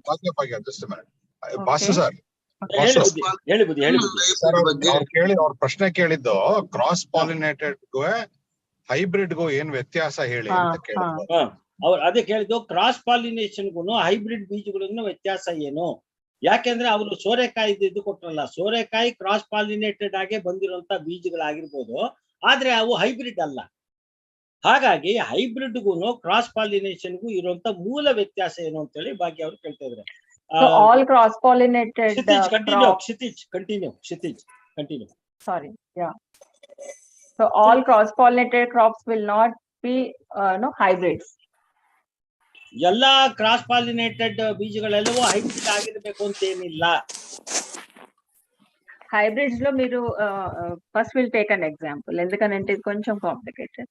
Seed production in cotton, probably Raichur and other region people might have seen happening in the fields, right? ಬೀಜೋತ್ಪಾದನೆ ಬಗ್ಗೆ ಈಗ ಹೈಬ್ರಿಡ್ ಬಗ್ಗೆ ಸ್ವಲ್ಪ ಅರ್ಥ ಮಾಡ್ಕೊಳ್ಳೋಣ. ಸ್ವಲ್ಪ ಟೆಕ್ನಿಕಲಿ ಅದನ್ನ ಅರ್ಥ ಮಾಡ್ಕೊಳ್ಳೋದು ಬಹಳ ಮುಖ್ಯ ಆಗುತ್ತೆ. ಈಗ ಈ ಬೀಜೋತ್ಪಾದನೆ ವಿಚಾರದಲ್ಲಿ ವಿಶೇಷವಾಗಿ ಹತ್ತಿ ಅನ್ನುವಂಥದ್ದರ ಬಿತ್ತನೆ ಬೀಜದ ಬೀಜೋತ್ಪಾದನೆ ರಾಯಚೂರು ಭಾಗದಲ್ಲಿ ನಡೆದಿರೋದು ನಿಮಗೆ ಗೊತ್ತಿರಬಹುದು. సో మనం పత్తిలో చూస్తాము, there will be generally people will employ child labour to do this crossing process because it's a tedious process. దాంట్లో ఏముంటుంది, ವಿಶೇಷವಾಗಿ ಹತ್ತಿ ಬೀಜವನ್ನ ಬೀಜೋತ್ಪಾದನೆ ಮಾಡ್ಬೇಕಾದ್ರೆ ಅದು ಸ್ವಲ್ಪ ಶ್ರಮದಾಯಕ ಕೆಲಸ, ವಿಶೇಷವಾಗಿ ಬೀಜೋತ್ಪಾದನೆ ಈ ರೇಣುಗಳನ್ನೆಲ್ಲ ಹಾಕ್ಬೇಕು ಅಂತ. ಹಾಗಾಗಿ ಹೈಬ್ರಿಡ್ ಬೀಜವನ್ನ, ಹಾಗಾಗಿ ಹತ್ತಿ ಹೈಬ್ರಿಡ್ ಬೀಜೋತ್ಪಾದನೆಗಾಗಿ ಅವ್ರೇನ್ ಮಾಡ್ತಾರೆ, ಬಾಲಕರನ್ನ ಅಥವಾ ಮಕ್ಕಳನ್ನ ಬಾಲ ಕಾರ್ಮಿಕರನ್ನಾಗಿ ಬಳಸ್ಕೋತಾರೆ. ಅದರ ಅದು ಆಕ್ಚುಲಿ ಕಾನೂನಿನ ಪ್ರಕಾರ ನಿಷಿದ್ಧ, ಬಟ್ ಅದು ಅವ್ಯಾಹತವಾಗಿ ನಡೀತಾ ಇದೆ. ಬಾಲ ಕಾರ್ಮಿಕರನ್ನ ಆ ಒಂದು ಹೈಬ್ರಿಡ್ ಹತ್ತಿ ಬೀಜೋತ್ಪಾದನೆಯಲ್ಲಿ ಹೆಚ್ಚು ಬಳಸ್ಕೋತಾರೆ. సో దాంట్లో మనం ఏం చేస్తాము, పువ్వులని విల్ క్రాస్ దెమ్ మాన్యువల్లీ. ಅವ್ರೇನ್ ಮಾಡ್ತಾರೆ, రెండు పువ్వులను తీసుకొచ్చి will rub the flowers and they will put an tag okay that ఇక్కడ ఏమవుతుంది అని అంటే స్పెసిఫిక్ ట్రేడ్స్ ఉన్నవి మేల్ అండ్ ఫీమేల్ ఫ్లవర్స్ ని we artificially rub them and make hybrid. ಈ ಒಂದು ವಿಧಾನ ಹೇಗೆ ನಡೆಯುತ್ತೆ ಅಂತಂದ್ರೆ ಆ ಹತ್ತಿ ಗಿಡಗಳಲ್ಲಿ ಏನು ಹೂವು ಬಂದಿರ್ತಾವಲ್ಲ ಆ ಹೂವಿಗೆ ಈ ಮಕ್ಕಳ ಕೈನಲ್ಲಿ ಏನ್ ಮಾಡ್ತಾರೆ, ಒಂದು ರೀತಿಯ ಇದನ್ನ ಕೊಟ್ಬಿಟ್ಟು ಆ ಬಟ್ಟೆನಲ್ಲಿ ರೇಣುಗಳು ಇರ್ತವೆ, ಅದನ್ನ ಆ ಹೂವಿಗೆ ಅವರು ಬೆರೆಸ್ತಾರೆ. ಅಂದ್ರೆ ಒಂದೊಂದು ಗಿಡದ ಹೂವಿನ ಆ ಹೆಣ್ಣಿನ ಭಾಗ ಇದೆಲ್ಲ ಅಲ್ಲಿ ಮುಟ್ಟೋ ರೀತಿನಲ್ಲಿ ಆ ಮಕ್ಕಳ ಕೈನಲ್ಲಿ ಅದನ್ನ ಮಾಡಿಸ್ತಾರೆ. ದೊಡ್ಡವ್ರ ಕೈನಲ್ಲಿ ಯಾಕಾಗಲ್ಲ ಅಂದ್ರೆ ಬೆರಳುಗಳು ಬಹಳ ದಪ್ಪ ಇರುತ್ತೆ. ಇವೆಲ್ಲ ಸಣ್ಣ ಪ್ರಮಾಣದಲ್ಲಿರುವಂತ ಗಿಡಗಳು, ಆ ಹೂಗಳು ಕೂಡ ಅವು ಮಕ್ಕಳ ಇದು ಬೆರಳುಗಳೆಲ್ಲ ಬಹಳ ಸಣ್ಣಗೆ ಆಗಿರೋದ್ರಿಂದ ఆ రీతిನಲ್ಲಿ ಮಾಡ್ತಾರೆ. Yes madam. సో దీంట్లో మనం చేస్తుంది ఏంటంటే హైలీ సెలెక్టివ్ బ్రీడింగ్ లోకి వెళ్తాం హైబ్రిడ్స్ కి వెళ్ళినప్పుడు. సో హైబ్రిడ్స్ లో మేల్ ఫీమేల్ ఉంటుంది, బట్ దాంట్లో ఏంటంటే F1 జనరేషన్ లో మనకి ఏదైతే విత్తనం వస్తుందో అది F2 జనరేషన్ లో those characters will not come up. అందుకని జనరల్ గా ఏంటంటే హైబ్రిడ్స్ మనం ఒకటేసారి వాడతాము, సెకండ్ టైం వాడినప్పుడు that yield will not come. దాంట్లో సెగ్రిగేషన్ ప్రాబ్లం ఉంటుంది అన్నట్టు. ಇಲ್ಲಿ ಇನ್ನೊಂದಷ್ಟು ತಾಂತ್ರಿಕ ಪದಗಳನ್ನು ಬಳಸ್ತಾರೆ, F1 F2 ಅನ್ನುವಂತ ರೀತಿನಲ್ಲಿ ಅಂತ. ಮುಖ್ಯವಾಗಿ ಅವ್ರಿಗೆ ಬೇಕಾಗಿರುವಂತದ್ದು ಈ F1 F2 ಅಂತ ಹೇಳಿ ಮುಂದುವರ್ಸ್ಕೊಂಡು ಹೋಗೋದು ಕೂಡ ಹೆಚ್ಚು ಶ್ರಮದಾಯಕ ಮತ್ತು ದೀರ್ಘಕಾಲಿಕ ಒಂದು ಕೆಲಸ ಆಗಿರೋದ್ರಿಂದ ಅವ್ರೇನ್ ಮಾಡ್ತಾರೆ, ಹೈಬ್ರಿಡ್ ಬೀಜಗಳನ್ನ ರೇಣುಗಳನ್ನ ಬಳಸಿ ಸೃಷ್ಟಿ ಮಾಡೋ ರೀತಿನಲ್ಲಿ ಆ ಹೈಬ್ರಿಡ್ ಹತ್ತಿ ಬೀಜೋತ್ಪಾದನೆಯನ್ನ ಮಾಡ್ತಾರೆ ಅಂತ ಹೇಳ್ತಾರೆ. Madam, if you I do not know how much justice I gave while translating, especially this part. Can I request Kshitij Jaras to involve? Kshitij. Yeah. Kshitij. Because this is very important aspect in the entire presentation.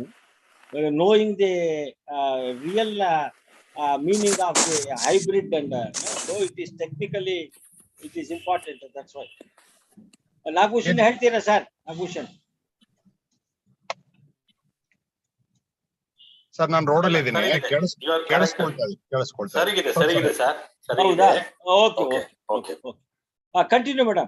Okay. So దీంట్లో మనకి ఇంకొకటి ఏంటంటే hybrids లో I mean take an example of brinjal. Brinjal is also a highly cross pollinated crop. But మనం వంకాయలు తింటూ ఉన్నాం, మన దగ్గర వంకాయలు పండుతాయి. That is happening naturally. Okay. ಉದಾಹರಣೆಗೆ ನಾವು ಬದನೆಕಾಯಿ ತಗೊಂಡಾಗ ಬದನೆಕಾಯಿ ಕೂಡ ಈ ಕ್ರಾಸ್ ಪಾಲಿನೇಟೆಡ್ ಬೆಳೆ ಕೂಡ, ಆದ್ರೆ ಅಲ್ಲಿ ಕ್ರಾಸ್ ಪಾಲಿನೇಷನ್ ಸಹಜವಾಗಿ ನಿಸರ್ಗ ಸಹಜವಾಗಿ ನಡೆಯುತ್ತೆ ಅಂತ ಹೇಳಿ ಹೇಳ್ತಾರೆ. Madam, sentence by sentence madam, please. Sorry. So in hybrids we are going for selective breeding. Selective breeding దాంట్లో ఇంకొకటి ఏంటంటే they will select the traits specifically and wants to bring them into one plant. ఉదాహరణకి ఒక చోట there is a drought resistance and there is a pest resistance, and ఆ రెండింటి characters ఒక దానిలోకి తీసుకురావాలి అనుకుంటే we will go for hybrid process. Hybrid లో ఒక ప్రాబ్లం ఏంటంటే after F1 first generation of the seed తర్వాత there will be a segregation issue. So అదేమంటుంది అని అంటే ఒకసారి మీరు హైబ్రిడ్ సో చేసినప్పుడు వచ్చిన characters will not continue further in F2 and F3. అదే వెరైటీస్ అంటాం కదా, వెరైటీస్ లో ఏంటంటే you can seed can continuously carrying the same characters F1 F2 అట్లా జనరేషన్స్ టుగెదర్. కొంత మనకి విగర్ లాస్ ఉంటుంది, otherwise the characters of the particular variety will continually carrying in this process in varieties. అది hybrid and varieties లో difference అండి. Please madam sorry. So ಇಲ್ಲಿ ಅವರು hybrid ನಾನು ಸಂಕ್ಷಿಪ್ತವಾಗಿ ಹೇಳ್ತೀನಿ. ಬಹಳ ಮುಖ್ಯವಾಗಿ ಹೈಬ್ರಿಡ್ ಬೀಜಗಳನ್ನ ಯಾಕೆ ಅವ್ರು ಇದು ಮಾಡ್ತಾರೆ ಅಂತಂದ್ರೆ, ಅವ್ರಿಗೆ ನಿರ್ದಿಷ್ಟ ಬೀಜದಲ್ಲಿ ನಿರ್ದಿಷ್ಟ ಗುಣವನ್ನ ಸೃಷ್ಟಿ ಮಾಡ್ಬೇಕು ಅಂತ, ಅದನ್ನ ಅವರು ಟ್ರೈಟ್ಸ್ ಅಂತ ಒಂದು ಪದ ಬಳಸ್ತಾರೆ. ಆ ಟ್ರೈಟ್ಸ್ ಅನ್ನುವಂಥದ್ದು ವಿಶೇಷವಾಗಿ ರೋಗ ನಿರೋಧಕ ಶಕ್ತಿ ಇರ್ಬೋದು, ಅಥವಾ ಬದಲಾಗುತ್ತಿರುವಂತಹ ಹವಾಮಾನಕ್ಕೆ ಒಗ್ಗಿಕೊಳ್ಳುವಂತ ಒಂದು ಇದಿರ್ಬೋದು, ಅಥವಾ ದೀರ್ಘಕಾಲ ಮಳೆ ಬರದೇ ಇದ್ರು ಆ ಒಂದು ಬರದಲ್ಲೂ ಬೆಳೆಯುವಂತ ಕೆಲವು ವಿಶೇಷ ಗುಣಗಳು ಕೆಲವು ಇದ್ರಲ್ಲಿ ಇರ್ತವೆ. ಅಂತ ಗುಣದ ಒಂದು ಟ್ರೈಟ್ಸ್ ಅನ್ನ ಇವ್ರು ಏನ್ ಮಾಡ್ತಾರೆ, ಅಂತದನ್ನ ಸೆಲೆಕ್ಟ್ ಮಾಡ್ಬಿಟ್ಟು ಈ ಹೈಬ್ರಿಡ್ ಬೀಜಗಳಲ್ಲಿ ಅದನ್ನ ಸೇರಿಸುವಂತ ರೀತಿನಲ್ಲಿ ಸೃಷ್ಟಿ ಮಾಡ್ತಾರೆ. ಅದಕ್ಕೆ ನೀವು ನೋಡಿರ್ಬೋದು, ಯಾವ್ದಾದ್ರು ಒಂದು ಬೀಜ ಇವಾಗ ಹತ್ತಿ ಬೆಳೆ ಬೆಳೀತಾ ಇದ್ದಾರೆ, ಅದಕ್ಕೆ ಅಮೆರಿಕನ್ ಕಾಯಿಕೊರಕ, ಅಮೆರಿಕನ್ ಬೋಲ್ವರ್ಮ್ ಅಟ್ಯಾಕ್ ಆಗುತ್ತೆ, ಬೆಳೆ ನಾಶ ಆಯ್ತು ಅಂದ್ರೆ ಅವ್ರೇನ್ ಮಾಡ್ತಾರೆ, ಈ ಹುಳುಗಳಿಗೇನೆ ಸಡ್ಡು ಹೊಡೆಯುವಂತ ಅಥವಾ ಅದನ್ನ ನಿರೋಧಿಸಿ ಬೆಳೆಯುವಂತ ಒಂದು ತಳಿ ಯಾವ ಗುಣ ಇದ್ರೆ ಆ ಗುಣವನ್ನ ಆಯ್ಕೆ ಮಾಡಿಕೊಂಡು ಅದೆಲ್ಲಿಂದ ಶೋಧಿಸಿ ಅದನ್ನ ಹತ್ತಿ ಬೀಜಕ್ಕೆ ಹಾಕಿ ಹೊಸ ಹತ್ತಿ ಬೀಜವನ್ನ ಸೃಷ್ಟಿ ಮಾಡ್ತಾರೆ. ಇದು ಬೀಜೋದ್ಯಮದಲ್ಲಿ ನಡೀತಾ ಇರುವಂತದ್ದು ಅಂತ. ಸೊ ಈ BT ಹತ್ತಿ ನೋಡಿರ್ಬೋದು ಅಥವಾ ಕುಲಾಂತರಿ ತಳಿಗಳ ಬಗ್ಗೆ ಏನ್ ಮಾತುಕತೆ ಆಡ್ತಾ ಇದೀವಲ್ಲ, ಇವೆಲ್ಲವೂ ಹೋಗಿ ಅಂದ್ರೆ ಇಲ್ಲಿ ವಿಶೇಷವಾಗಿ ಅರ್ಥ ಮಾಡ್ಕೊಳ್ಬೇಕಾಗಿರೋದೇನು ಅಂದ್ರೆ, ಹೈಬ್ರಿಡ್ ಅಂತಂದ್ರೆ ವಿಶಿಷ್ಟ ಗುಣವನ್ನ ಹೊಂದಿರುವಂತಹದ್ದು ಅಂತ. ಆದ್ರೆ ಹೈಬ್ರಿಡ್ ತಳಿಗಳೆಲ್ಲವೂ ಮತ್ತೆ ಬಳಕೆಗೆ ಬರ್ತವೆ. ಒಂದು ಸತಿ ಬಿತ್ತನೆ ಆಗಿ ಫಲ ಬಂದ್ಮೇಲೆ ಮತ್ತೆ ಅದೇ ಬೀಜಗಳನ್ನ ಮುಂದಿನ ಸತಿ ಬೆಳೆಸ್ಕೊಬೇಕು ಅನ್ನೋಂತ ಒಂದು ಗ್ಯಾರಂಟಿ ಇರೋದಿಲ್ಲ. ಆದ್ರೆ ಅವು ವಿಶಿಷ್ಟವಾದಂತ ಗುಣಗಳನ್ನ, ಟ್ರೈಟ್ಸ್ ನ ವಿಶೇಷವಾಗಿ ರೂಪಿಸಲಾಗಿರುತ್ತದೆ, ಅದನ್ನ ಸೃಷ್ಟಿ ಮಾಡುವಂತದ್ದೇ ಹೈಬ್ರಿಡ್ ಬೀಜಗಳು. Yes madam. So in hybrids, in varieties, it's very clear that varieties, whatever the character one variety is having, that will be carried over to generations and generations. Probably there will be some vigor loss. But in hybrids, we cannot get same kind of flowers, same kind of yield in after first generation of cultivation, and then F2 that will be lost. So దాని నుంచి ఏంటనంటే ಯಾ madam, ಅವ್ರೇನ್ ಹೇಳ್ತಾರೆ ಅಂದ್ರೆ, ಈಗ ತಳಿಗಳಿರ್ತವೆ, ವಿಶಿಷ್ಟ ತಳಿಗಳಿರ್ತವಲ್ಲ ಅಂತ, ಆ ತಳಿಗಳಲ್ಲಿರುವಂತಹ ಕೆಲವು ಗುಣ ವಿಶೇಷಗಳು ನೀವು ಪದೇ ಪದೇ ಆ ಬೀಜಗಳನ್ನ ಬಳಸ್ತಾ ಹೋಗ್ತಾ ಇದ್ದಂಗೂ ಅದು ನಿರಂತರವಾಗಿ ಮುಂದುವರ್ಸ್ಕೊಂಡೇ ಹೋಗ್ತಾ ಇರ್ತದೆ, ಅದೇ ಗುಣವನ್ನ ಕಾಪಾಡ್ಕೊಂಡು ಬರ್ತಾ ಇರ್ತದೆ. ಪ್ರಭಾಕರ್ ಅವ್ರ ತಾಯಿಯವರು ಇವತ್ತು ಯಾವುದೋ ಒಂದು ಮಚ್ಚೆ ತೊಗರಿ ಅಂತ ಬೆಳೆಸ್ತಾ ಇದ್ದಾರೆ. ಆ ಮಚ್ಚೆ ತೊಗರಿ ಅನ್ನುವಂಥದ್ದು ವಿಶಿಷ್ಟವಾದಂತ ತಳಿ. ಆ ತಳಿ ತನ್ನಲ್ಲಿರುವಂತ ಒಂದು ಗುಣ ಏನು, ಯಾವುದೇ ಬರ ಅಂದ್ರೆ ಮಳೆ ಒಂದು 15-20 ದಿವಸ ಬರದೇ ಇದ್ರು ಬೆಳ್ಕೊಂಡ್ ಬರುವಂತ ಗುಣ ಇದೆ ಅದಕ್ಕೆ ತಿಳ್ಕೊಳ್ಳೋಣ. ಅದು ಈ ಸತಿನೂ ಹಾಗೆ ಆಗತ್ತೆ. ಅದನ್ನ ಬೆಳೆ ಬಂದ್ಮೇಲೆ ಅದನ್ನ ನಾವು ಕಟಾವ್ ಮಾಡ್ಬಿಟ್ಟು ಮುಂದಿನ ಬೆಳೆಗೆ ಸಿದ್ಧತೆ ಮಾಡ್ಕೊಂಡು ಬಳಸಿದಾಗ ಅದೇ ಗುಣ ಮುಂದುವರ್ಸ್ಕೊಂಡು ಹೋಗುತ್ತೆ. ಈಗ 50 ವರ್ಷಗಳ ನಂತರ 100 ವರ್ಷಗಳ ನಂತರವೂ ಆ ಗುಣ ಮುಂದುವರ್ಸ್ಕೊಂಡು ಹೋಗ್ತಾನೆ ಇರುತ್ತೆ. ಇದು ತಳಿಗಳಲ್ಲಿ ವೆರೈಟೀಸ್ ನಲ್ಲಿ ಬರ್ತದೆ. ಆದ್ರೆ ಹೈಬ್ರಿಡ್ ಬೀಜಗಳಲ್ಲಿ F1 ಅಂತ ಏನಿದೆ, ಅವ್ರು ಏನ್ ಹೇಳ್ತಾರಲ್ಲ, ಮೊದಲ ದರ್ಜೆಯ ಒಂದು ಇದು ಬರ್ತದಲ್ಲ, ಅದಲ್ಲೇ ಆದ್ಮೇಲೆ ನಂತರ ಅದೇ ಗುಣವನ್ನ ಹೈಬ್ರಿಡ್ ಬೀಜಗಳಲ್ಲಿ ನಿರೀಕ್ಷೆ ಮಾಡಕ್ ಆಗೋದಿಲ್ಲ.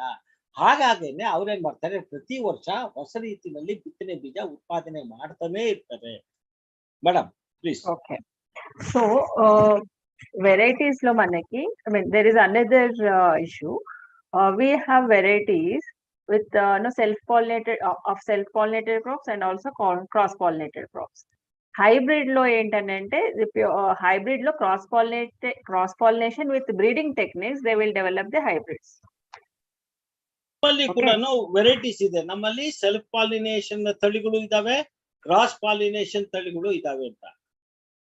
ಹೈಬ್ರಿಡ್ ಅಲ್ಲಿ ಏನಾಗಿದ್ದಾವೆ, ಈ ಕ್ರಾಸ್ ಪಾಲಿನೇಷನ್ ತಳಿಗಳಿದಾವೆ, ಮತ್ತೆ ಅವನ್ನ ಪ್ರತಿ ಸತಿ ನಾವು ಬೇರೆ ಬೇರೆಯಾಗಿ ಮುಂದುವರ್ಸ್ಕೊಂಡು ಮತ್ತೆ ಸೃಷ್ಟಿ ಮಾಡ್ಕೊಂಡು ಹೋಗ್ತಾ ಇರ್ಬೇಕು ಅಂತ ಹೇಳಿ ಹೇಳ್ತಾರೆ.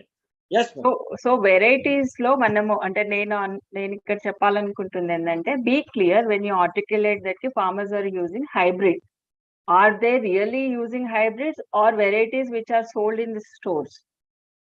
ಅದು ఒకటి మనము కనుక్కోవాల్సింది.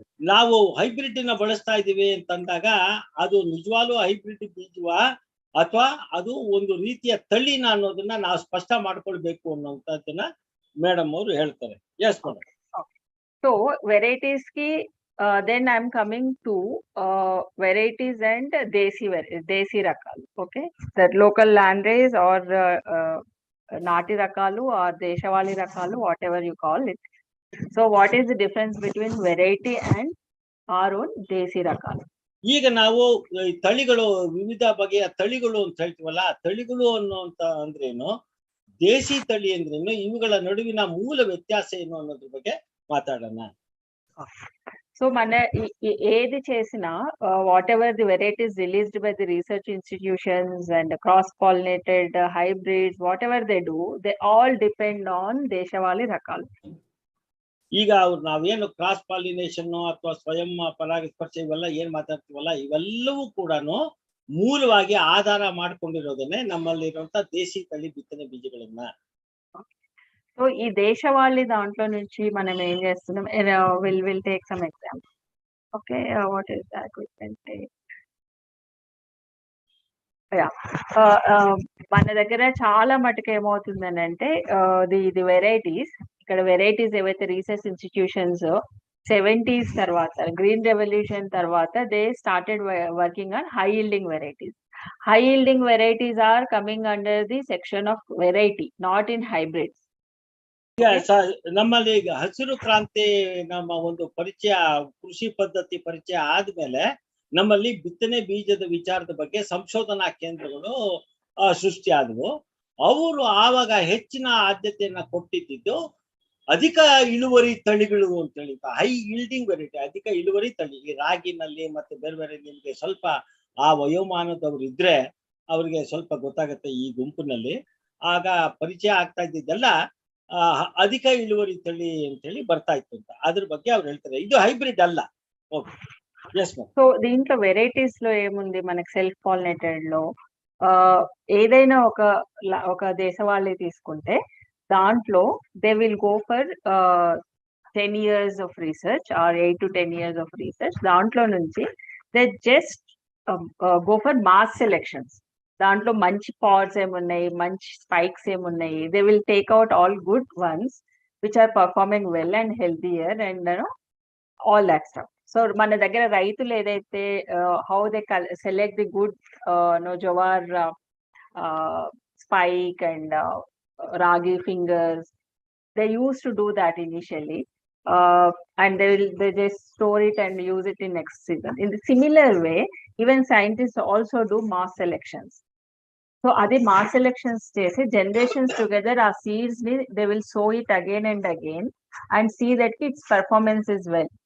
Once they think that there is a database they have to show the database saying that this particular selection is performing well within the languages, then that can be called as a variety. ಅಂದ್ರೆ variety ಒಂದು ತಳಿಯನ್ನ ಅವರು ಉದಾಹರಣೆಗೆ ಒಂದು ಅಧಿಕ ಇಳುವರಿ ತಳಿಯನ್ನ ಯಾವುದೋ ಒಂದು ಸೃಷ್ಟಿ ಮಾಡ್ತಾರೆ, ಪರಿಚಯ ಮಾಡ್ಕೊಳ್ಬೇಕು ಅಂದ್ರೆ ಅದು ಬಹಳ ಸುಮ್ಮನೆ ನಡೀತಾ ಇರ್ಲಿಲ್ಲ. ಹೆಂಗಂದ್ರೆ 1, 2, 3 ಇದರಿಂದ ಅದನ್ನ ಬಹಳ ವಿಶಿಷ್ಟವಾಗಿ ಪ್ರಯೋಗಾಲಯಗಳಲ್ಲಿ ಪರೀಕ್ಷೆ ಮಾಡೋರು, ಅವ್ರದ್ದು ಪ್ರಯೋಗದ ತಾಣಗಳಿತ್ತವಲ್ಲ, ಪ್ರಯೋಗ ತಾಣಗಳು, ಅಲ್ಲಿ ಅವ್ರನ್ನ ಇದು ಮಾಡಿ ಅವುಗಳ ಗುಣಗಳನ್ನೆಲ್ಲ ಅಭ್ಯಾಸ ಮಾಡ್ತಾ ಇದ್ರು, ಅದನ್ನ ದಾಖಲು ಮಾಡ್ತಾ ಇದ್ರು. ಯಾವ ಒಂದು ತಳಿಗೆ ಸಾಕಷ್ಟು ಹೆಚ್ಚಿನ ಗುಣಗಳಿದಾವೆ, ಯಾವ್ದೋ ಇಂದ ಮಳೆಯನ್ನ ಹೆಚ್ಚು ಮಳೆ ಬಂದು ತಡ್ಕೊಳ್ಳುವಂತ ಗುಣ ಆಗಿರ್ಬೋದು, ಹೆಚ್ಚು ಬಿಸಿಲಿದ್ರು ತಡ್ಕೊಳ್ಳುವಂತ ಗುಣ ಆಗಿರ್ಬೋದು, ಬರ ಇದ್ರು ತಡ್ಕೊಳ್ಳುವಂತ ಗುಣ ಆಗಿರ್ಬೋದು, ಗಾಳಿ ಜೋರಾದ್ರೂ ತಡ್ಕೊಳ್ಳುವಂತ ಗುಣ ಆಗಿರ್ಬೋದು, ಪೀಡೆ ಬಂದ್ರು, ಹೀಗೆ ಅವುಗಳಲ್ಲಿರುವಂತ ಒಂದು ಗುಣಗಳ ಒಂದು ಇದು ಹೆಚ್ಚೆಚ್ಚಾದಷ್ಟು ಅಂಥವನ್ನ ನಾವು ಸೆಲೆಕ್ಟ್ ಮಾಡ್ಕೊಂಡು ಅವುಗಳನ್ನ ಸುಮಾರು 7-8 ವರ್ಷಗಳ ಕಾಲ ಪ್ರಯೋಗ ಮಾಡೋರಂತೆ. ಅಂತದನ್ನೆಲ್ಲ ಮಾಡಿಕೊಂಡು ನಂತರ ಅದರ ಸಾಧಕ ಬಾಧಕಗಳನ್ನೆಲ್ಲ ಪರೀಕ್ಷೆ ಮಾಡಿ, ತುಲನೆ ಮಾಡಿ, ಪರಾಮರ್ಶೆ ಮಾಡಿ, ಆ ನಂತರ ಅದನ್ನ ರೈತರಿಗೆ ಬಿಡುಗಡೆ ಮಾಡ್ತಾ ಇದ್ರು ಅಂತ ಹೇಳ್ತಾರೆ. ಈ ಒಂದು ವಿಚಾರ ಯಾವ್ದಿತ್ತು, ನಮ್ಮ ಹಿರಿಯರು ಮೊದಲಿಂದಲೂ ತಂದಿರುವಂತ ಬಿತ್ತನೆ ಬೀಜಗಳಿದೆಯಲ್ಲ ಅವುಗಳು ಕೂಡ ಇದೇ ರೀತಿನಲ್ಲೇನೆ ಪರಿಚಯ ಆಗಿದ್ದು ಅಂತ. ಈಗ ನಾವು ಪ್ರಭಾಕರ್ ಅವರು ತಾಯಿ ಸುಮಾರು 50 ವರ್ಷಗಳ ಹಿಂದಿನ ಬಿತ್ತನೆ ಬೀಜ ಬಳಸ್ತಾರೆ ಅಂದ್ರೆ ಆ ಬಿತ್ತನೆ ಬೀಜಗಳನ್ನ ಕೂಡ ಅವರು ಸುಮ್ಮನೆ ಬಳಸ್ತಾ ಇಲ್ಲ, ಅವುಗಳನ್ನು ಕೂಡ ಸಾಕಷ್ಟು ವರ್ಷಗಳ ಕಾಲ ಪ್ರಯೋಗ ಮಾಡಿ, ಪರೀಕ್ಷೆ ಮಾಡಿ, ಅವುಗಳ ಸ್ಥಿತಿಗತಿಗಳನ್ನೆಲ್ಲ ತುಲನೆ ಮಾಡಿ ಇದು ಎಲ್ಲಾ ರೀತಿನಲ್ಲೂ ಒಗ್ಗುತ್ತೆ ಅನ್ನುವಂತ ರೀತಿನಲ್ಲಿ ತೆಗೆದುಕೊಂಡು ಅಂತದನ್ನೇ ಪರಿಚಯ ಮಾಡಿ. ಹೀಗಾಗಿ ಇಲ್ಲಿ ಒಂದು ಸರ್ಕಾರದ ಮಟ್ಟದಲ್ಲಿ ಅಥವಾ ರಿಸರ್ಚ್ ರಂಗದಲ್ಲಿ ಏನು ಅಧಿಕ ಇಳುವರಿ ತಳಿಗಳು ಅಂತ ಏನು ಮಾಡ್ತಾ ಇದ್ರಲ್ಲ, ಹಿಂದೆ ನಮ್ಮಲ್ಲಿ ಯಾವ ಪದ್ಧತಿ ಇತ್ತು, ನಮ್ಮ ಹಿರಿಯರು ಅಳವಡಿಸ್ಕೊಂಡಿದ್ರು, ಅದೇ ಆಲ್ಮೋಸ್ಟ್ ಇಲ್ಲೂ ಕೂಡ ಆ ರೀತಿನಲ್ಲೇ ಇತ್ತು ಅಂತ ಹೇಳಿ ಹೇಳ್ತಾರೆ. Yes madam. So example, paddy, your paddy and all millets, some of the pulses comes under self-pollinated. So దాంట్లో ఒకటి ఏంటంటే, if you take దేశవాళీ ragi, once we sown in the field, we can find that the height of the plants and spikes and the color of the grain and maturity of the crop plants will differ when we use this దేశవాళీ రకాలు. వాళ్ళు చేస్తుంది ಅವ್ರೇನ್ ಹೇಳ್ತಾರೆ, ಉದಾಹರಣೆಗೆ ಭತ್ತನ ನಾವು ತೆಗೆದುಕೊಂಡ್ರೆ ಭತ್ತ ಕೂಡ ಸ್ವಯಂ ಪರಾಗಸ್ಪರ್ಶಿ ಬೆಳೆ, ಅದು ಗಿಡ ಅಂತ ಹೇಳ್ತಾರೆ. ಅದೇ ರೀತಿನಲ್ಲಿ ರಾಗಿಯನ್ನ ತೆಗೆದುಕೊಂಡಾಗ ರಾಗಿಯಲ್ಲಿ ಬರುವಂತಹದ್ದು ವಿಚಾರ ಏನೇನು ಅನ್ನೋದನ್ನ ನೋಡ್ತಾರೆ. ಅದರ ಒಂದು ಮಾಗುವಿಕೆಯ ಒಂದು ವಿಧಾನ ಯಾವ ರೀತಿ ಇದೆ, ಮಾಗುವಿಕೆ ಆಗೋದಕ್ಕೆ ತಗೊಳ್ಳುವಂತ ಸಮಯ ಏನಾಗಿರ್ಬೋದು, ಅವುಗಳಲ್ಲಿ ಬೆಳೆದಿರುವಂತ ಎಷ್ಟು ಬಗೆಯ ಒಂದು ಇದು ಬಂದಿದ್ದಾವೆ, ಇವೆಲ್ಲಗಳನ್ನು ಅವರು ಗಣನೆ ಮಾಡ್ತಾರೆ ಮೊದಲು ಅದನ್ನ ತೀರ್ಮಾನ ಮಾಡೋದಕ್ಕೆ ಮುಂಚೆ ಅಂತ ಹೇಳಿ ಹೇಳ್ತಾರೆ. Madam sentence by sentence please. So ఇందులో మనకి అప్పుడు ఏమవుతుంది అని అంటే farmers will get they have to do lot more work. ఎందుకనంటే their maturity and harvesting times and all things will differ. So farmers has to do different times harvesting and all that stuff. So what scientists are doing వాళ్ళు ఒకటే ఎత్తులో ఉన్న మొక్కల్ని plants with similar same height and same maturity period and which are healthier and giving more yield. They select all the fingers and they will store it in next season. They will try it out, and whatever the numbers they are saying, number of plant population per acre and height of the plant and characters of the plant and yield should be similar in every season. So till that time they will do the research again and again. And initial days they used to get each scientist, if one scientist wants to release any variety, they have to work for minimum of 10 years, maximum of there is no limit. Sometimes one scientist may not able to release any variety in his career also. So they are investing huge amount of time on this releasing the varieties.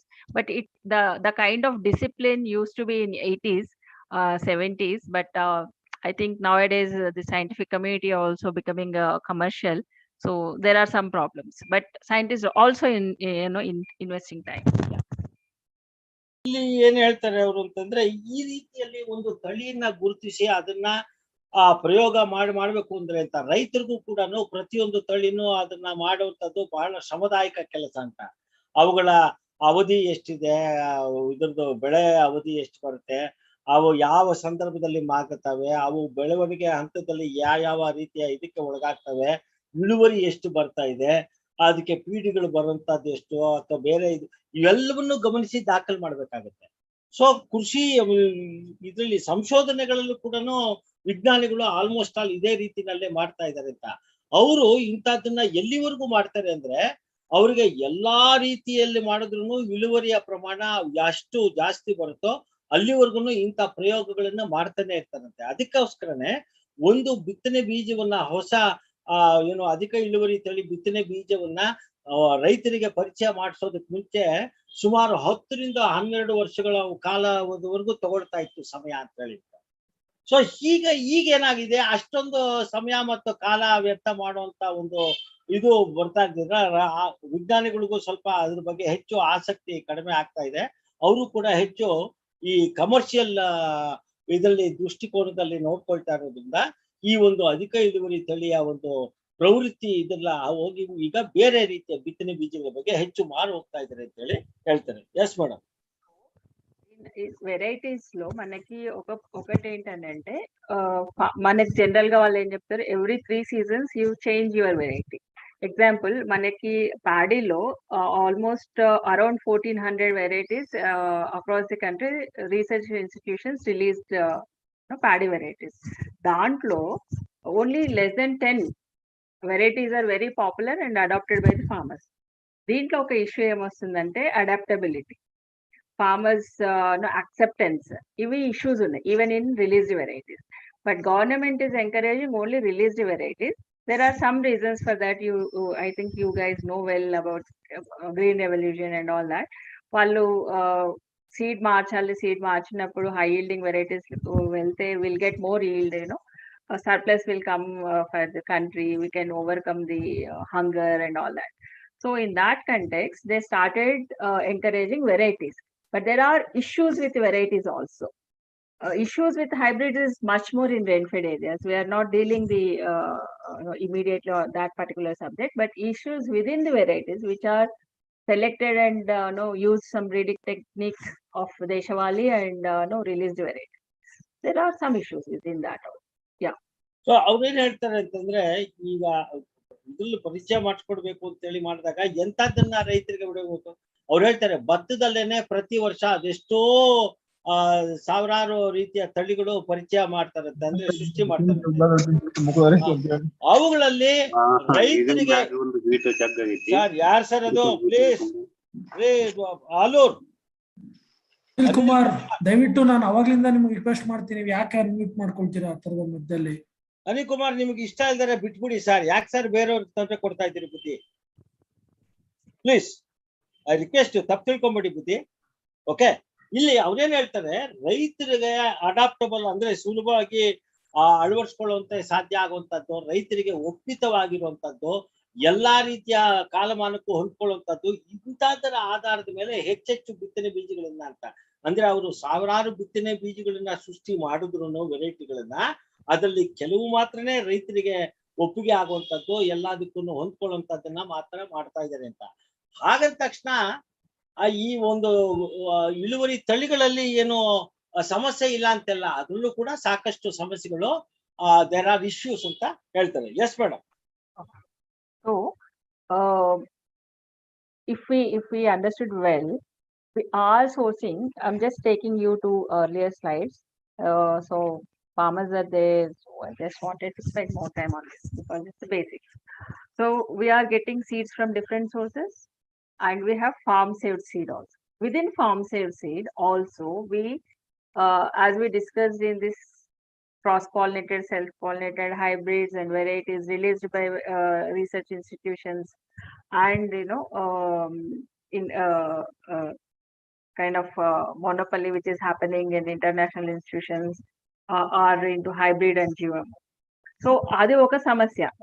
We are not saying ki every system will be a perfect system. ఎందుకంటే as a human beings we are not perfect. As a family, our family will be with lot of flaws.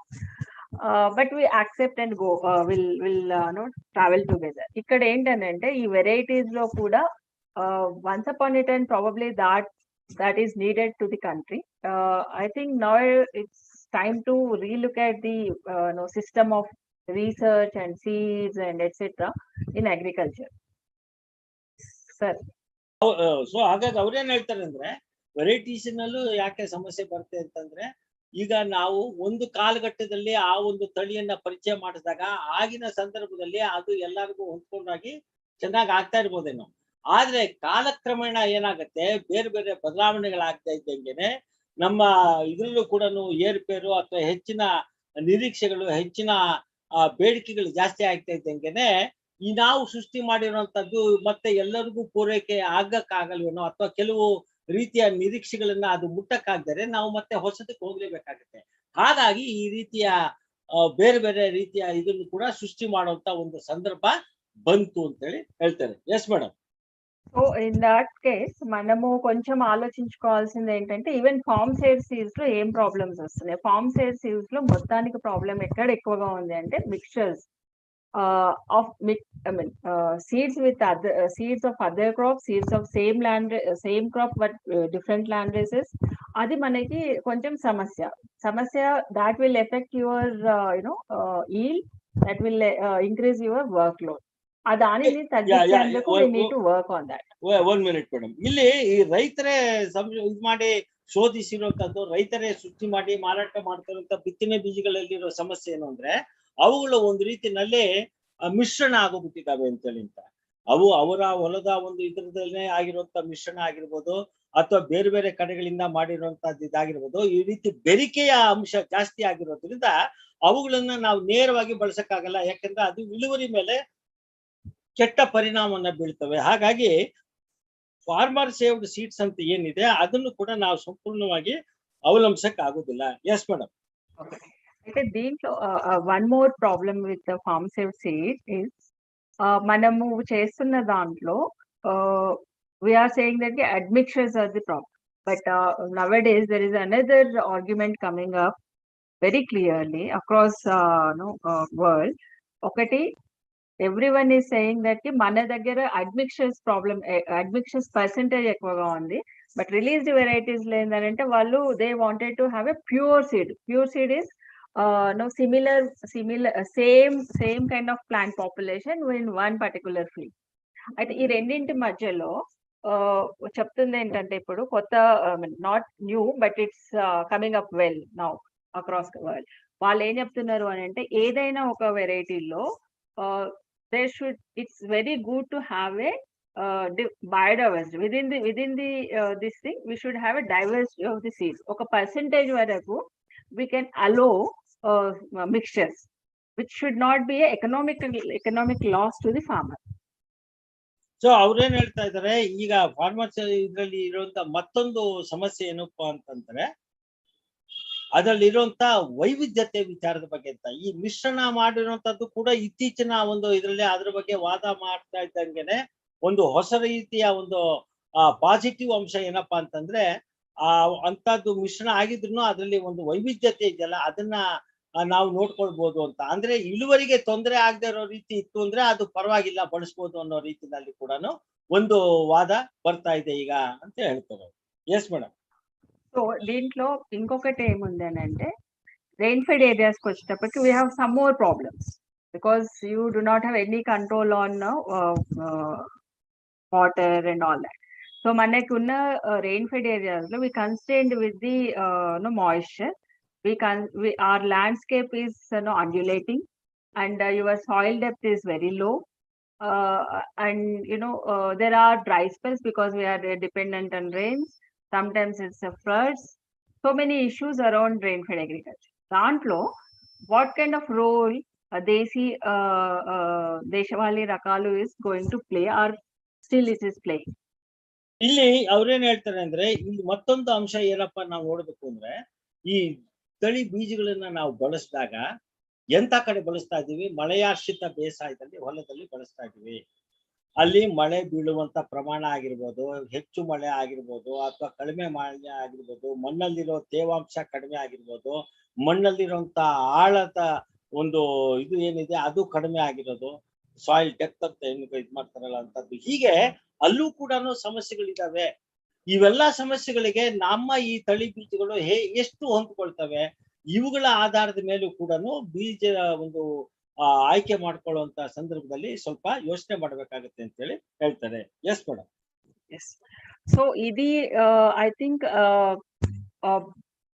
మనము ఈ విషయాలని we should learn what kind of seed system should have, what kind of seed system we should have which serves the purpose. ఇప్పుడు ఉన్న systems లో we know that there is a farm saved seed. We are saying that there are also problems, and government you can start narrating n number of issues around the government seed systems. దాంట్లో మనకి research లో issues ఉన్నాయి and all that. So దేశం మొత్తం మీద I will stop in next 5 minutes. We'll take question and answers further.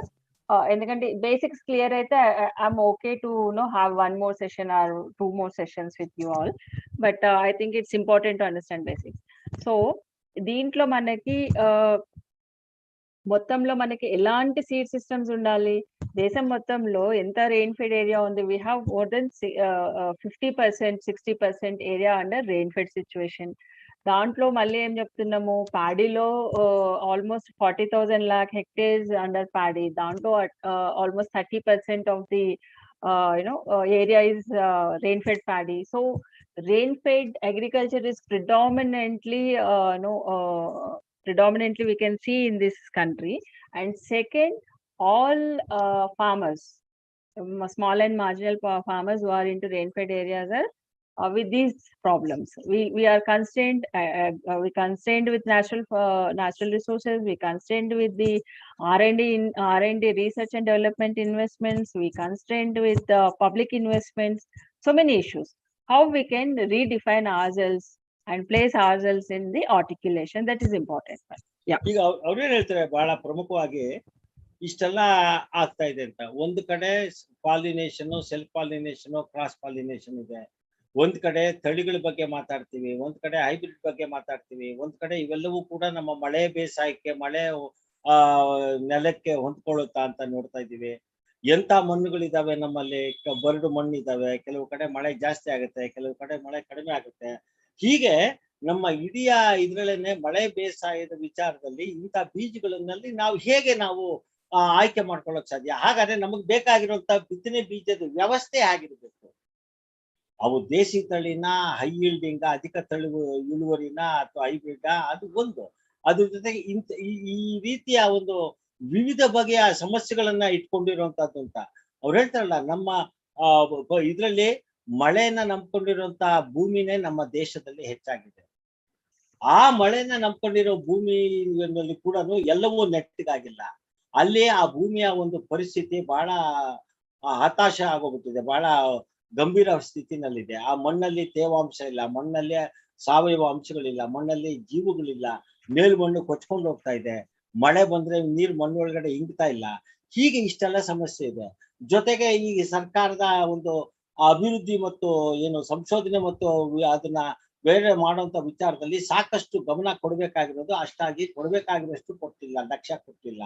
ಮೂರನೇದಾಗಿ ಇದಕ್ಕೆ ಉನ್ನತಿ ಅಥವಾ ಅದನ್ನ ಹೆಚ್ಚು ಪ್ರಗತಿ ಸಾಧಿಸೋದಕ್ಕೆ, ಬಲಪಡಿಸೋದಕ್ಕೆ ಬೇಕಾಗಿರುವಂತ ಅಗತ್ಯ ಕಾರ್ಯಕ್ರಮಗಳನ್ನ ರೂಪಿಸಿಲ್ಲ. ಇನ್ನ ಅವಶ್ಯಕತೆ ಜಾಸ್ತಿ ಇದೆ. ಇಂತಹ ಒಂದು ಸಂದರ್ಭದಲ್ಲಿ ನಮ್ಮ ಒಂದು ಮಳೆ ಬೇಸಾಯದ ಹಿನ್ನೆಲೆಯಲ್ಲಿ ಮಳೆಯಾಶ್ರಿತ ಹೊಲಗಳಿಗೆ ಯಾವ ರೀತಿಯ ಬಿತ್ತನೆ ಬೀಜಗಳು ನಮಗೆ ಬೇಕು? ಅದು ಹೈಬ್ರಿಡ್, ಹೈ ಯೀಲ್ಡಿಂಗ್ ವೆರೈಟಿನ, ದೇಸಿ ತಳಿನ, ಯಾವ್ಯಾವ ಗುರುಗಳಿರ್ಬೇಕು? ಇದು ನಮ್ಮ ಮುಂದೆ ಇರುವಂತ ದೊಡ್ಡ ಸವಾಲು. ಅದನ್ನ ಇನ್ನ 1 ಅಥವಾ 2 ಮತ್ತೆ ನಾವು ಸರಣಿ ರೀತಿಯಲ್ಲಿ ಇದನ್ನು ಮುಂದುವರ್ಸ್ಕೊಂಡು ಹೋದಾಗ ಖಂಡಿತ ಇದ್ರ ಬಗ್ಗೆ ಮಾತಾಡೋಣ ಅಂತ ಅವ್ರು ಸದ್ಯಕ್ಕೆ ಇಲ್ಲಿ ನಿಲ್ಲಿಸ್ತೀನಿ. ನಿಮ್ಗೆ ಏನಾದ್ರು ಪ್ರಶ್ನೆ ಇದ್ರೆ ಕೇಳಿ ಅಂತ ಹೇಳ್ತಾ ಇದ್ದಾರೆ. Thank you madam. So nothing to worry, but we can do a lot of things without support of government, with support of government institutions and government. So one of the important thing is that how we can reduce our dependency on seeds, our dependency on companies or external companies, and prepare our own seed. That is the biggest challenge. And institutionalize and how we can institutionalize that is another challenge. So I don't think it's not possible thing. It's very much possible, but with certain focused efforts. Okay. ಹೇಳಿದ್ರೆ ಅವ್ರೇನ್ ಹೇಳ್ತಾರೆ, ಈ ಸ್ಥಿತಿ ತಂದು ನಿಮ್ ಮುಂದೆ ಇಡ್ತಾ ಇದ್ದೀನಿ, ನೀವು ಎದೆ ಹುಡ್ಕೊಳ್ಳುವಂತ ಅವಶ್ಯಕತೆ ಏನಿಲ್ಲ. ಖಂಡಿತ ಇದಕ್ಕೆ ಪರಿಹಾರನ ನಾವು ಕಂಡುಕೊಳ್ಬಹುದು. ಹಾಗಾಗಿ ನಮ್ಮ ಮುಂದಿನ ಒಂದು ವಿಚಾರ ಏನು ಅಂತಂದ್ರೆ, ನಮಗೆ ಎಂತ ರೀತಿಯ ಬೀಜಗಳು ಬೇಕು ಅನ್ನೋದನ್ನ ನಾವು ಇನ್ನು ಮುಂದೆ ಸರ್ಕಾರದ ಸಹಕಾರದಿಂದಲೂ ಅಥವಾ ಒಂದು ವೇಳೆ ಸರ್ಕಾರದ ಸಹಕಾರ ಇಲ್ಲದೆಯೂ ಕೂಡ ಜೊತೆಗೆ ಸಂಸ್ಥೆಗಳ ಸಹಕಾರದ ನೆರವಿನಿಂದ, ಸಮುದಾಯಗಳ ಸಹಕಾರದ ನೆರವಿನಿಂದ ನಮ್ಮ ಮಣ್ಣಿಗೆ, ನಮ್ಮ ವಾತಾವರಣಕ್ಕೆ, ನಮ್ಮ ಒಂದು ಇದಕ್ಕೆ ಹೊಂದ್ಕೊಳ್ಳುವಂತ ಬಿತ್ತನೆ ಬೀಜಗಳನ್ನ ನಾವು ಮಾಡ್ಕೊಳ್ಬಹುದು. ಖಂಡಿತ ಅದು ಸಾಧ್ಯ ಇದೆ ಅನ್ನೋದನ್ನ ಅವರು ಒಂದು ಆಶಾ ಭಾವನೆಯನ್ನ ತೋರಿಸ್ತಾ ಇದ್ದಾರೆ. ಅದು ಹೇಗೆ ಏನು ಅನ್ನೋದನ್ನ ಬಹುಶಃ ಮುಂದಿನ ದಿನಗಳಲ್ಲಿ ಅವರು ವಿಚಾರ ತಿಳಿಸ್ತಾರೆ ಅಂತ ಹೇಳಿ ಅಂತ. ಓಕೆ, ಈ madam can we ask for questions?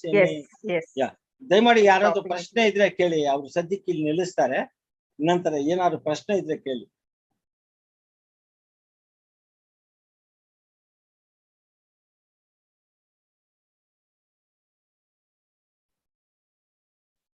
Sir ಒಂದ್ ಪ್ರಶ್ನೆ, ಕಾವ್ಯ ಅವ್ರ ಒಂದ್ ಪ್ರಶ್ನೆ ಕೇಳಿದ್ದಾರೆ ಸರ್ ಇಲ್ಲಿ.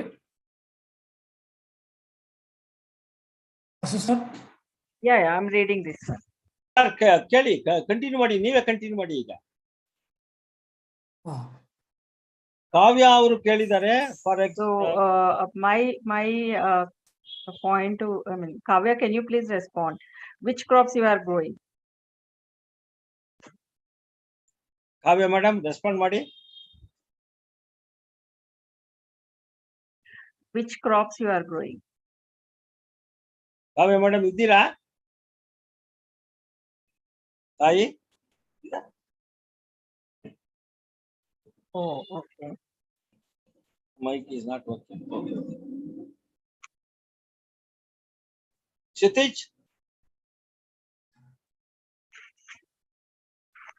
Sorry. ಕಾವ್ಯ ಅವರು ಇದಾರೆ ಸರ್, ಮೀಟಿಂಗ್ ಅಲ್ಲಿ ಇದಾರೆ. ಅಲ್ಲ, ಅವ್ರ ಮೈಕ್ ಸರಿ ಕೆಲಸ ಮಾಡ್ತಾ ಇಲ್ಲ. ನೀವು ಕ್ಷಿತಿಜ್ ದಯಮಾಡಿ ಚಾಟ್ ಬಾಕ್ಸ್ ಅಲ್ಲಿ ಡ್ರಾಪ್ ಮಾಡಬಹುದಾ? ಕ್ಷಿತಿಜ್ ದಯಮಾಡಿ ಮುಂದುವರಿಸಿ ಬುದ್ಧಿ ಪ್ಲೀಸ್. ಇಲ್ಲ ಪ್ರಶ್ನೆ ಇದ್ರೆ ಕೇಳ್ಬಿಡ್ಲಿ, ಯಾಕಂದ್ರೆ ಸಮಯ ಆಗಿದೆ ಇವಾಗ. 2 ಗಂಟೆಯಿಂದ ಸತತವಾಗಿ ಟ್ರೈನಿಂಗ್ ಕೊಟ್ಟಿದ್ದಾರೆ. ನಾನು ಭಾಗ್ಯ ಅವ್ರಿಗೆ ಧನ್ಯವಾದ ಹೇಳೋದಕ್ಕಿಂತ ಮುಂಚೆ ಬಹುಶಃ ಯಾರಾದ್ರು ಕೂಡ ಪ್ರಶ್ನೆ ಇದ್ರೆ ಕೇಳ್ಕೊಂಡ್ಬಿಡ್ಲಿ ಅಂತ ನಾನು ಅಷ್ಟೇ.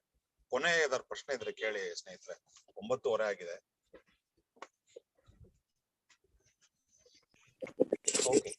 Just sir, Kriti sir. ಹೇಳಿ ಸರ್. Just a comment. ಗೊತ್ತಿಲ್ಲ, ಐ ಡೋಂಟ್ ನೋ ವೆದರ್ ನಾವೇನು ದೇಶಿ ಸೀಡ್ಸ್ ಆರ್ ಬೆಟರ್ ಅಥವಾ ಇನ್ನೇನೋ ಒಂದು ತಿಳ್ಕೊಂಡಿದ್ವಲ್ಲ, ಕೇವಲ ಅದರಿಂದಲೇ ನಮ್ಮ ಬೀಜ ಸ್ವಾತಂತ್ರ್ಯ ದೊರಕಿ ಬಿಡುತ್ತೆ, ಅದರಿಂದಲೇ ನಾವೆಲ್ಲದನ್ನು ಉದ್ಧಾರ ಆಗ್ಬಿಡ್ತೀವಿ ಅಂತ ಏನೇನೋ ತಿಳ್ಕೊಂಡಿದ್ವಲ್ಲ. After listening Bhagya madam talk no, we are little bit confused actually. ಹೌದ್ರಾ? ಯಾವ ತರಹದ ಒಂದು ಬೀಜದ ಒಂದು ಉತ್ಪಾದನೆಯಲ್ಲಿ ನಾವು ತೊಡಗಿಕೊಳ್ಬೇಕು? ಹೌದ್ರಾ? It is not so easy job, it seems. It is a very complicated, it seems.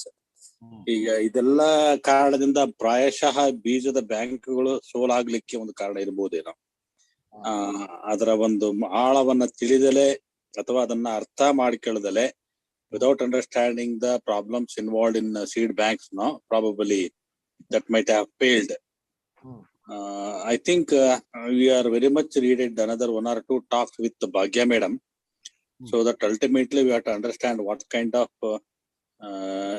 seeds we need, in what way integrated way of designing seeds, not only with only farmers, it is also along with the scientists and also with some companies also.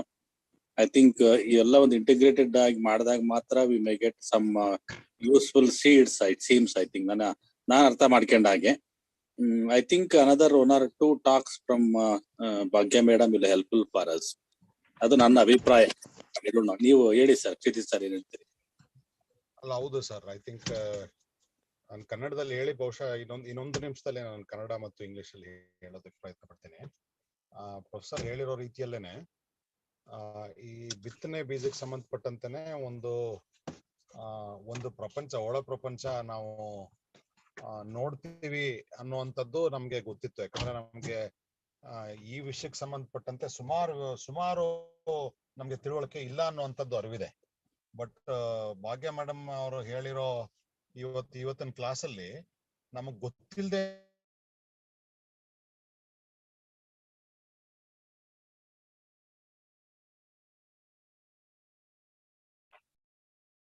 Not audible. ಕ್ಷಿತಿಜ್ sir, 2 training ಮ್ಯಾನ್ಯುಯಲ್ಸ್ ಇದೆ. Kshitish sir, 1 ನಿಮಿಷ. ನೀವು ಕಳೆದ 2 ನಿಮಿಷ ನೀವು ಮಾತು ಕೇಳಿಸಿಲ್ಲ. ಭಾಗ್ಯ madam ಅವ್ರು ಹೇಳಿದ್ರಲ್ಲಿ ನಮಗೆ ಗೊತ್ತಿಲ್ಲದೆ ಅಂದ್ರೆ ಆಮೇಲೆ ಧ್ವನಿ ಕೇಳಿಸ್ಲಿಲ್ಲ, ಪ್ಲೀಸ್. ಅಲ್ಲ, ನಾನೇನ್ ಹೇಳ್ದೆ ಅಂದ್ರೆ ನಮ್ಗೆ ಏನು ಗೊತ್ತಿಲ್ಲ ಅಂತಾನೂ ಗೊತ್ತಿಲ್ಲ ಅನ್ನುವಂಥದ್ದು. We do not even know what we do not know ಅನ್ನೋ ರೀತಿಯಲ್ಲಿ ಹೇಳ್ತಾರಲ್ಲ. ನಮ್ಗೆ ಸುಮಾರು ವಿಷಯಗಳು ಗೊತ್ತಿಲ್ಲ ಅಂತ ಹೇಳಿ ಅರಿವಿದೆ. ಬಟ್ ಯಾವ್ಯಾವ ವಿಷಯ ಗೊತ್ತಿಲ್ಲ ಅಂತಾನೆ ಗೊತ್ತಿಲ್ದಿರೋ ರೀತಿಯಲ್ಲಿ ಬೀಜದ್ದೇನೆ ಒಂದು ಬೇರೆ ಪ್ರಪಂಚ ಇದೆ. ಜೊತೆಗೆ ಅವ್ರು ಹೇಳಿರೋ ರೀತಿಯಲ್ಲಿ ನಮ್ಮ ಬಾಯಲ್ಲಿ ಯಾವ ಭಾಷೆ ಬಳಸ್ತೀವಿ ಅದನ್ನು ಕೂಡ ಒಂದೊಂದ್ಸಲಿ ಬಹುಶಃ ತಪ್ಪು ಮಾಡ್ಬಿಡ್ತೀವಿ ಅಂತ ಹೇಳಿ. ಈಗ ಹೈ ಈಲ್ಡ್ ವೆರೈಟಿ ಬೇರೆ, ಹೈ ಈಲ್ಡ್ ಹೈಬ್ರಿಡ್ ಸೀಡ್ಸ್ ಬೇರೆ, ಈ ರೀತಿಯಲ್ಲಿ ಅಂತ ಹೇಳಿ.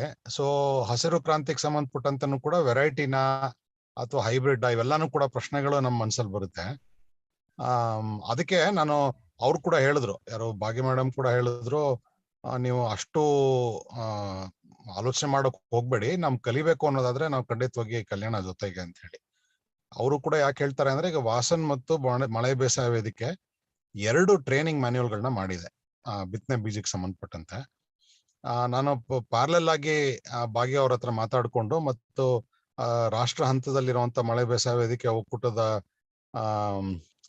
ವ್ಯಕ್ತಿಗಳ ಜೊತೆ ಮಾತಾಡ್ಕೊಂಡು ಬಹುಶಃ ಕರ್ನಾಟಕದಲ್ಲಿ ಬೇರೆ ಬೇರೆ ರೀತಿಯ ಬೇರೆ ಬೇರೆ ಜಾಗದಲ್ಲಿ ಈ ತರ ಟ್ರೈನಿಂಗ್ ಗಳನ್ನ ಕಂಡಕ್ಟ್ ಮಾಡ್ಬೋದು ಅಂತ ನನ್ಗೆ ಅನ್ಸುತ್ತೆ. So Bhagyaji, I was just saying that we were aware that the seeds within agriculture, seeds itself is a different world altogether. But the introductory conversation that you initiated today, in a way, like Professor Nagbhushan said, we were aware that we do not know a lot of things, but you also brought up so many issues that it made us feel that we don't even know a lot of things that we do not know. So which means that we need to discuss this continuously, but also the training manual that RRAN and Vasan have created will be useful in Karnataka. That is what I said as a concluding remark for today, but we will definitely coordinate with you, and as you said, we need to continue this. ನನಗೆ ಇಷ್ಟ ಹೇಳೋದಿದೆ. ಭಾಗ್ಯ, anything else, Bhagyaji? Finally, Sir, I think this is first time we dealt with this pollination subject. I think it's somehow probably pushed into confusion, but I think if we have two rounds of discussions again on this subject, then people will get some sort of clarity on things. How can we move forward? It's not that really, we are not dealing with so many other issues. We are just probably we need to focus. And now I thought majority of the times we are just saying hybrids. So people are not aware of high yielding and hybrids and desi and what is variety. So I just wanted to make them clear on these things. I think next time we generally the crops which are growing in rainfed areas, apart from maize and cotton and chili, rest are highly self-pollinated crops. So in that case, the discussion will be simpler in next sessions if you wanted to have it. And I just wanted to respond to Kavya before I conclude anything in this. So if we take paddy example, paddy is highly self-pollinated crop, and even in ragi, other millets also. If you have ragi as a crop, and there are 10 different varieties within the ragi, like local land races, if you place them in one field, there is no need of having greater isolation distances, but it's always safe to have a 1 meter distance from one particular variety of ragi to other variety of ragi to maintain the purity of the land races. So it all depends on your crops which are growing in your area of different varieties within the farm. So if it is self-pollinated, nothing to worry. If it is cross-pollinated, definitely we need to take some measures like isolation distances and other things. And seed is somewhat different from grain, so we need to follow some protocols for seed production and make the seed available to the farmers. I think for self-pollinated crops, it's very, very easier to do. I think that's you get some answer, Kavya. Sir, I think I'm not sure how much you guys have taken this one.